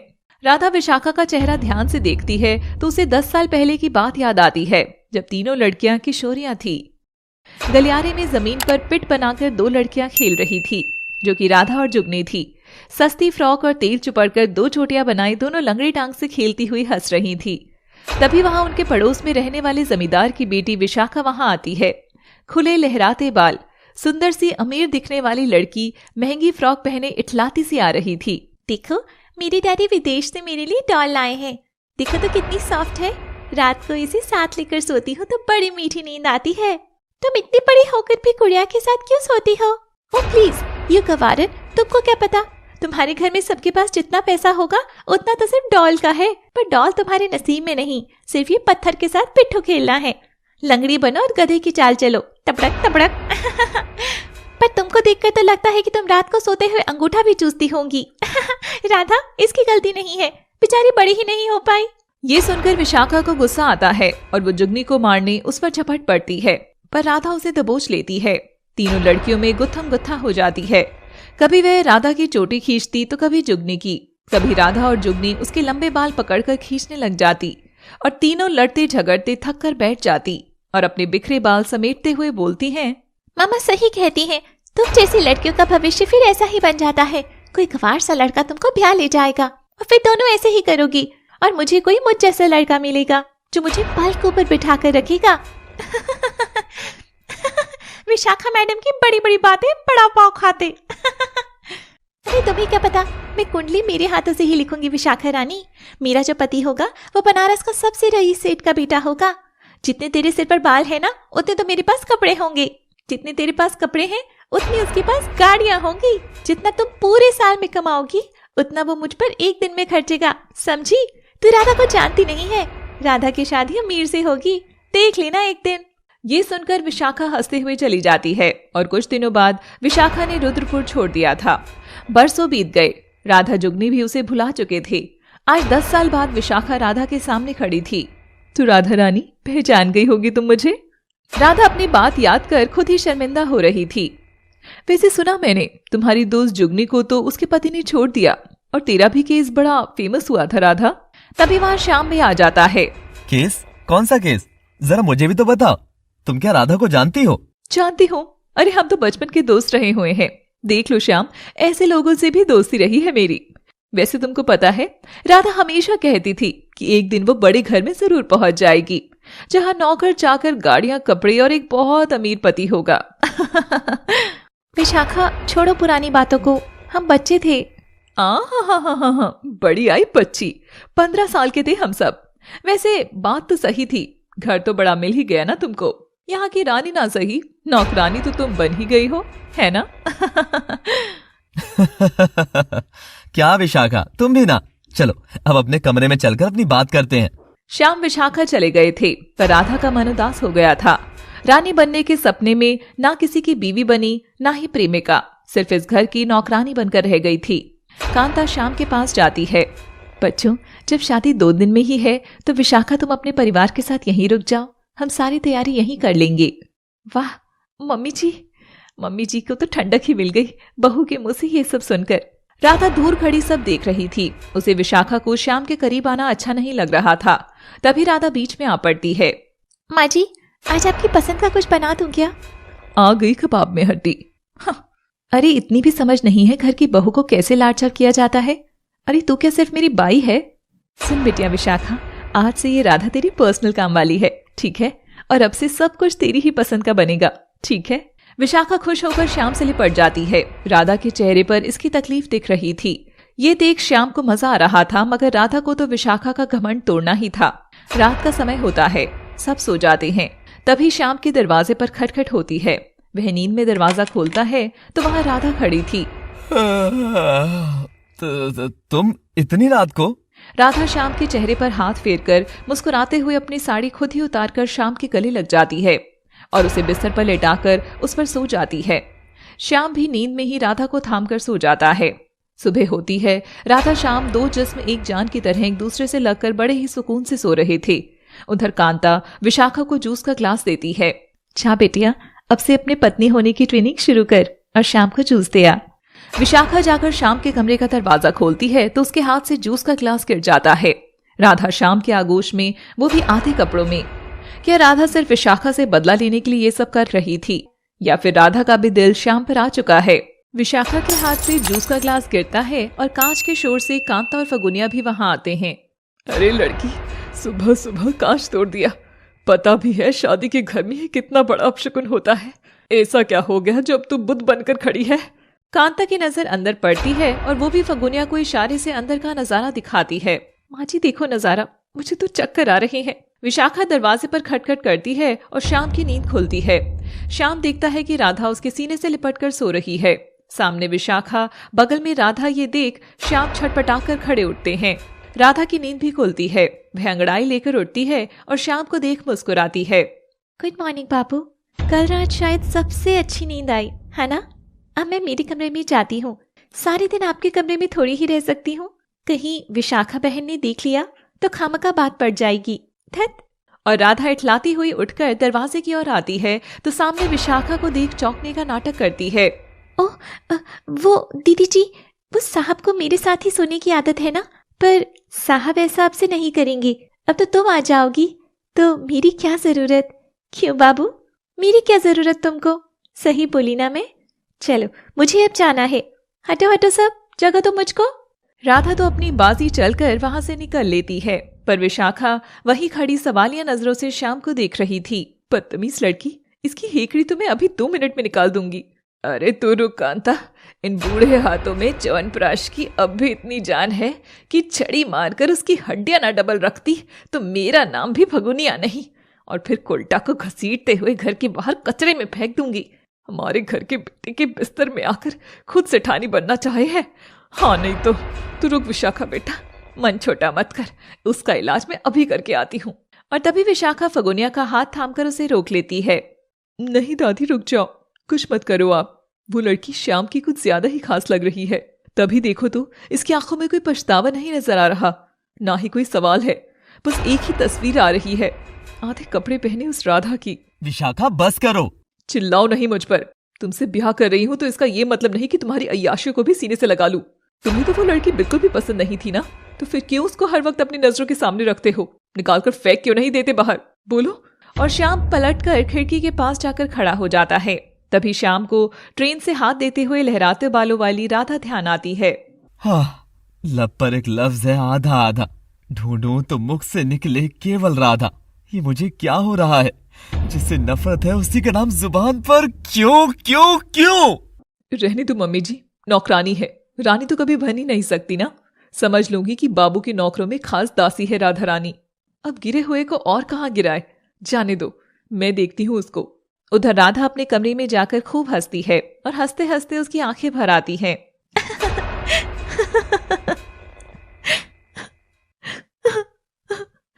अगर मेरी किस्मत ने मुझसे सुहागन होना छीन लिया तो इसमें मेरा क्या दोष?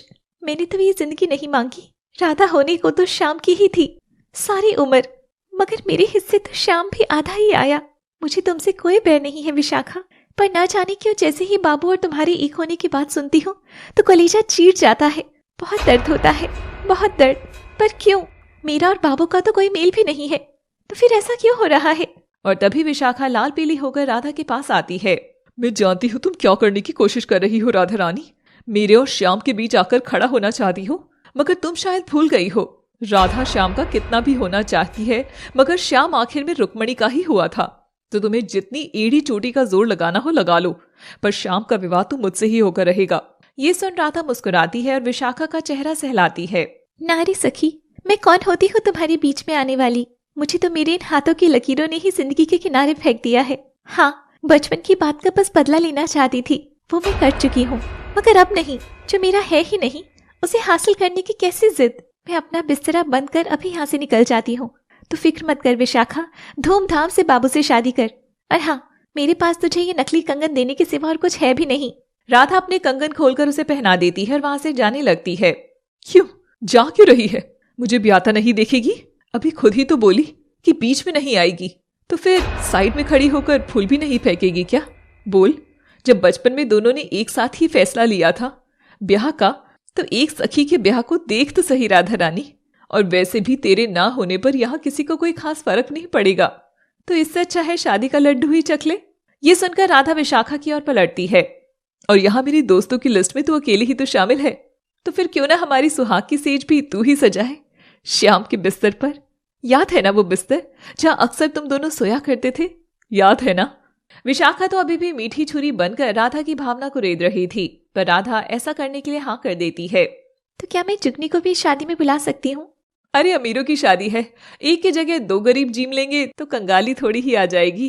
तो जुगनी जुगनू जगुना किसी को भी बुला ले, मन छोटा मत कर और सजावट जम कर दे बस। राधा फोन लेकर श्याम के कमरे में जाती है और दरवाजा खटखटाती है। श्याम खिड़की के पास ही खड़ा था। वो विशाखा दीदी ने आपकी सेज सजाने के लिए कहा था। और राधा बिस्तर के सलवटे निकालती है। चादर फिर से बिछाकर हाथों से ठीक कर ही रही थी कि उसे वो दिन याद आता है जब श्याम इसी बिस्तर पर उसे सुला रहा था। और एक के बाद एक दिन ऐसे गुजर गए कि राधा को श्याम की आदत लग गई। ये जान राधा की आंखों से आंसू छलक कर बिस्तर पर गिरते हैं। कहानी सच हो या झूठ, किरदार अगर राधा श्याम का है तो मोहब्बत अधूरी रह ही जाती है। हाँ, जो बेचैनी मुझे हो रही थी वो मोहब्बत ही है। क्या राधा तुझे प्यार भी हुआ तो एक ऐसे शख्स से जिससे बदले में शायद प्यार कभी ना मिलेगा, या फिर जो तेरे सपने में भी नहीं हो सकेगा। राधा श्याम का मिलन एक बार फिर अधूरा रह गया, फिर अधूरा रह गया। राधा की सुबकियां सुनकर श्याम पलटता है और राधा को इत्मीनान से मन लगाकर काम करते हुए देखकर चिढ़ जाता है। क्या चाहती हो तुम? क्यों कर रही हो ये नाटक? बाबू, नाटक कैसा? मैं तो बस आपकी और विशाखा की सुहाग की सेज सजा रही हूँ, इसमें कैसा नाटक? सेज? वही सेज ना जिस पर कल रात को अपनी मर्जी से तुम खुद सोने आई थी? वही सेज ना जिसे तुम खुद कल अपने प्यार के चुम्बन से सजा रही थी, जब मेरे सीने से लगकर रात भर मुझे चूम रही थी? वही से सजाओगी कहो। बस बाबू, ये सब क्या बोल रही हैं आप? श्याम आकर राधा को पीछे से जकड़ लेता है और उसकी कलाइयों को जोर से थाम लेता है। क्यों आई थी कल अपनी मर्जी से तुम विशाखा को जलन महसूस कराने या अपनी जलन शांत करने? बताओ क्यों आई थी? मुझे कुछ नहीं पता, मुझे जाने दो बाबू। हाँ, जाने दिया, जाने दूंगा। आज मेरे मंडप के ठीक पास तुम बैठोगी, मेरे पूरे फेरे देखोगी और फिर मैं तुमको जाने दूंगा। कैसा लगेगा राधा मेरे फेरे देखकर? आपकी और मेरी सखी की शादी होगी तो अच्छा ही लगेगा बाबू। श्याम ये जवाब सुनकर राधा को और कसकर जकड़ लेता है और उसके गर्दन से अपने होठों को लगाकर राधा को चूमता है। अच्छा लगेगा? सच बताओ, क्या इतना ही अच्छा लगेगा जितना अच्छा अभी मेरी बाहों में आकर लग रहा है? किसी और को मेरी बाहों में मेरे इस बिस्तर पर पाकर तकलीफ नहीं होगी तुमको राधा? बाबू छोड़िए मुझे, ये सब आप क्या बोल रहे हैं? तकलीफ होगी, है ना?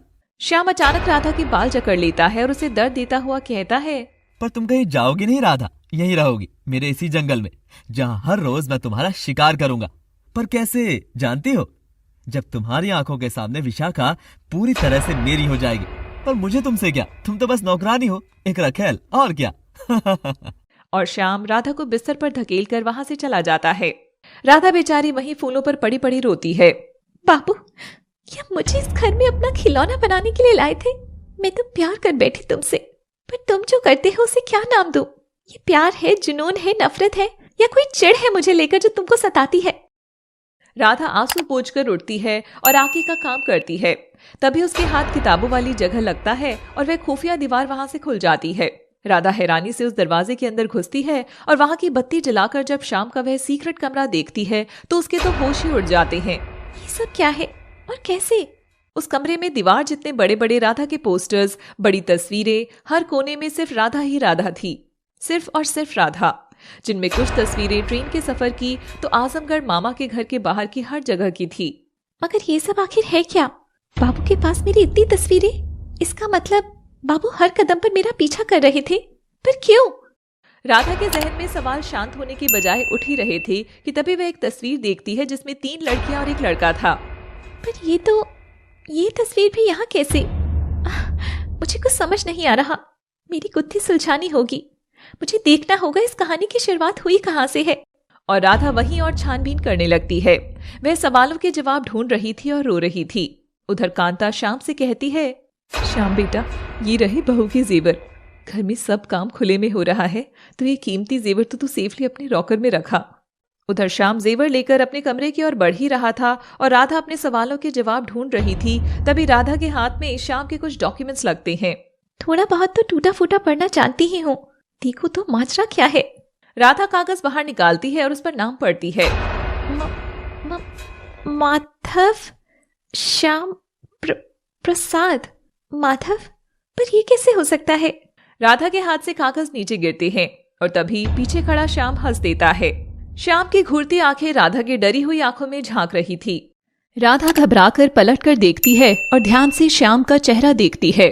तुम्हारा चेहरा बाबू? मैं याद दिलाता हूँ मैं कौन हूँ। माधव याद है तुमको? और राधा अपनी यादों में चली जाती है। जब जुगनी, राधा और विशाखा बचपन में सहेलियां थी तो उसी जगह एक और लड़का रहता था, माधव नाम का। राधा, वो जो लड़का है वो हमेशा पेड़ से छिप छिप कर हमें देखता है। आज तो उसको पकड़ के ही रहेंगे। पूछूं तो आखिर हम में से दिखता किसको होगा? अरे ऑफ कोर्स, मुझे तुम जैसी गवारिनों को कौन देखेगा। और राधा, तेरा रंग तो काला है, तुझे तो कोई भी देखने से रहा। वो क्या गाना है? लाडो मुझे मन क्यों मेरा रंग काला, तेरा रंग काला हो रंग काला। और बातों बातों में जुगनी पेड़ के पीछे खड़े माधव को धर पकड़ लेती है। अबे कौन है तू और क्या झांकी है? माधव। जुगनी की आवाज से बड़े लोग इकट्ठा होने लगे थे कि तभी राधा माधव का हाथ पकड़कर उसे बचा लेती है।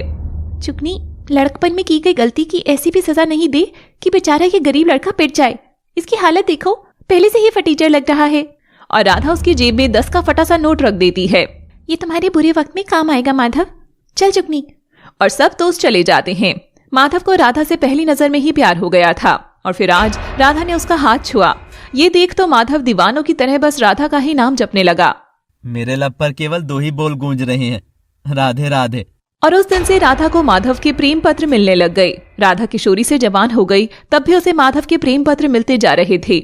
माधव ने वह जगह छोड़ दी थी तो राधा उस तक जा नहीं सकती थी। समय बीतता गया। अब राधा के लिए माधव का प्रेम सर दर्द बन चुका था। राधा जवान हो रही थी और उसके लिए रिश्ते देखने शुरू हो चुके थे। एक दिन राधा और जुगनी साथ बैठे थे। यार जुगनी, बहुत जी लिया यार गरीबी में। अब तो मुझे भी अमीर बनना है। बस एक अमीर लड़की से शादी करके सेठानी बनना है, सेठानी। सोच, फिर मेरे भी नौकर होंगे, मेरे पास भी ढेरों जेवर होंगे। इतना पैसा होगा कि पर्स में भी नहीं आएगा। मैं भी मैडम की तरह परस लगाकर घूमूंगी। और राधा अपने ही ख्यालों में खुश थी। तभी एक दिन राधा को अनजान फोन आता है जो कि माधव का था। राधा की धड़कनें बढ़ जाती हैं। राधा, याद है वो पहली मुलाकात जब तुमने मेरा हाथ थामकर मुझे बचाया था? अब मैं तुम्हारा हाथ थामकर तुमको सारी जिंदगी बचाना चाहता हूँ, अपना बनाना चाहता हूँ। पर ऐसा क्या है कि तुम मुझसे इस दीवानगी तक प्रेम करते हो माधव? माधव ने तो राधा को हमेशा ही प्रेम किया है ना। भले ही राधा माधव एक ना हो सके, पर जग में नाम तो एक साथ ही लिया जाता है। अगर ऐसा है माधव तो मेरे घर रिश्ता भिजवा दो। सच राधा, मैं भी दादाजी और माँ के हाथ मेरा रिश्ता भिजवाता हूँ तुमको। अभी चलता हूँ, बहुत तैयारी करनी है। एक मिनट माधव, सुनो, तुम अमीर तो हो ना? अमीर? हाँ राधा, प्रेम के मामले में मुझसे अमीर तुम्हें कोई नहीं मिलेगा। बरसों का यह अधूरा प्रेम अब जाकर पूरा हो रहा है। माधव फोन रखता है। उसके हाथ में वही 10 का नोट था जो राधा ने उसे बचपन में दिया था। माधव उसे चूमता है। अरे श्याम बेटा, इतना खुश नजर आ रही हो, कहीं राधा से तो बात नहीं हो गई? ये सुनकर माधव शर्माकर अपनी माँ के गले लगता है। माँ, अब समय आ गया है अपनी बहू को घर ले आने का। आप और दादू जाओ और उसे ले आओ। सच मुन्ना, भगवान ने मेरी सुन ली। हमेशा तेरे होठों पर एक ही नाम की तड़प देख तेरी माँ भी कहाँ खुश रहती थी। हम कल ही जाते हैं। पर माँ, एक चीज, ये मेरा बायोडेटा है, इसमें मैं गरीब ही हूँ, चपरासी की नौकरी करने वाला माधव। तो आप लोग भी थोड़ा सादे बनकर जाना। राधा को मैं बिना किसी आकर्षण को दिखाए लाना चाहता हूँ। उसे अमीर लगे तो सिर्फ मेरा मन, जिसमें बसी है सिर्फ राधा। माधव अपने आलीशान घर में आज बहुत खुश था और कल उधर राधा के यहाँ लड़के के स्वागत की तैयारी होने लगी थी और इधर माधव का परिवार नकली गरीब बनकर गाड़ी में बैठते हैं। माधव ही गाड़ी चला रहा था। अरे बेटा, तू भी चल रहा है? हाँ, बस आपको छोड़ दूंगा और दूर से अपनी राधा को निहार लूंगा। बरसों से उसे देखा तक नहीं है। माधव राधा के घर के पीछे गाड़ी लगाता है और कांता माधव के दादा मुरारी के सामने घूंघट करके अंदर चली जाती है। इमरती और दयाराम उनका स्वागत करते हैं। माधव घर के बाहर खड़ा होकर खिड़की से सब देख रहा था। बहन जी, आपने ये घूंघट क्यों किया है? मेरा ससुरा साथ बैठा है ना, आप मुझे चाय घूंघट के नीचे से दे दो। अब तो ऐसे पानी पीने की प्रैक्टिस हो गई है बहन जी। शाबाश माँ, अच्छा कर रही हो। पर मेरी राधा नजर क्यों नहीं आ रही? और तभी जुगनी राधा को तैयार करके लाती है। सांवली सूरत पर छोटी सी बिंदी राधा को भरपूर सुंदर बना रही थी। राधा को देखते ही माधव का दिल मुंह को आ गया था और वो एक बार फिर से उससे प्रेम कर बैठा। जी नमस्ते, आ गए आप सब? माधव नहीं आया? अरे बिटिया, उसकी तो पहले से ही हाँ है, एक बार तू भी हाँ कर दे। पर बिटिया, पहले हमारे गांव के लड़के को चाय तो पकड़ाया। बेचारा रास्ता दिखाने साथ तो आया मगर बाहर ही खड़ा हो गया। माधव अपने माँ का ये एफर्ट देखकर फूला नहीं समाता और तौलिए से झट से मुंह ढक लेता है। राधा चाय लेकर बाहर आती है और माधव को बोलती है, जी चाय समोसा ले लीजिए, और भी कुछ चाहिए तो बता दीजिएगा। माधव अपने प्यार को ठीक सामने पाकर मंत्रमुग्ध हो गया था। आज उसका सपना उससे बस 2 कदम की दूरी पर था। माधव कप लेने के बहाने हल्का सा राधा को छूता है और राधा चली जाती है। राधा माधव की फाइल उठाती है और देखती है। पागली तस्वीर वही वाली लगाई है जो वो पहले दिखता था। कितना शर्माता है माधव माँ जी। पर अचानक राधा की आंखें फटी रह जाती हैं। राधा फाइल बंद कर फाइल फेंक देती है और वो सदमे से बोलती है, नहीं, मुझे मंजूर नहीं है ये रिश्ता। मेहरबानी होगी कि बिना तमाशा बने आप लोग चली जाएं। फिर बिटिया हुआ क्या? मेरा बाप भी चपरासी और पति भी चपरासी। अरे मैं तरक्की कब करूंगी? क्या पूरी जिंदगी में गरीब ही रहूंगी? माधव का दिल ये सब देखकर चूर चूर हो गया था। वह बाहर खड़ा रो रहा था। उसकी जीवन संगिनी अब उसे पिशाचनी जैसी प्रतीत हो रही थी। पर बिटिया, बहुएं तो गृह लक्ष्मी होती हैं। तेरे कदम पड़ेंगे तो 4 पैसे और आएंगे। अच्छा, आप तो बोलो ही मत। ससुर के सामने घूंघट से निकल नहीं पा रही हो, मुझे गृह लक्ष्मी की दुहाई दे रही हो, और 4 पैसों में ये जो चाय पी रही हो वो भी नहीं आती। अम्मा जी, मेरा फंडा साफ है, शादी उसी से जिसके पास भरपूर पैसा हो। राधा बेटा, इतना गुरूर ठीक नहीं है। तुम्हें खुद में ऐसे क्या गुण है कि लक्ष्मी तुम तक चल कर आएगी? अरे उसके लिए भाग्यशाली बनना पड़ता है, पर तुम तो मुझे अभागन नजर आ रही हो। चलो बहू, यहाँ से चलते हैं। जाओ जाओ, गरीबों का एक टेम का खाना खिलाकर मुझे पुण्य तो मिल ही गया। वैसे भी जब मेरा अमीर पति होगा तो अपने बेटे माधव को बोलना मेरे यहाँ नौकरी कर ले, और तब मैं रोज दिखाई भी दूंगी तो मन बहला लेगा। वो क्या है ना, केवल प्यार से पेट नहीं भरता, है ना। राधा माधव की कहानी सुनकर सदमे में चली गई थी। वह वहीं बैठकर रोने लगी। ये मैं क्या कर बैठी। हर लड़की प्रेम को तरसती है और मैंने उसी प्रेम को ठुकरा दिया। बहुत नीच हूं मैं, बहुत नीच। श्याम राधा पर वही 10 का नोट फेंकता है। याद है, ये नोट तुमने दिया था और इस नोट के चलते मैंने ये इतना बड़ा नाम कमाया। राधा, मेरी प्रेरणा थी तुम। जब कभी थकता तो आंख बंद करके सोचता, तुम मेरा हाथ थामे मुझे उस उलझन से निकाल रही हो और मैं चल पड़ता फिर से मेहनत करने। याद है, माँ ने कहा था प्यार से पेट भरा जा सकता है। मेरा पेट भी सिर्फ तुम्हारे प्यार से भरता था। मुझ पर विश्वास कर, एक बार तो हाथ थामती तुम मेरा। ये सब तुमने जानबूझकर किया था माधव। तुम कभी अनजान थे ही नहीं। तुम हमेशा से मुझे जानते थे ना। ट्रेन से लेकर बिस्तर तक तुम्हारी माँ वही घूंघट वाली औरत थी जिसकी मैंने बेइज्जती की थी। अब मैं सब समझ रही हूँ। ये सब कैसे शुरू हुआ, मैं सब जान गई। इन सब की वजह सिर्फ मैं खुद ही हूँ।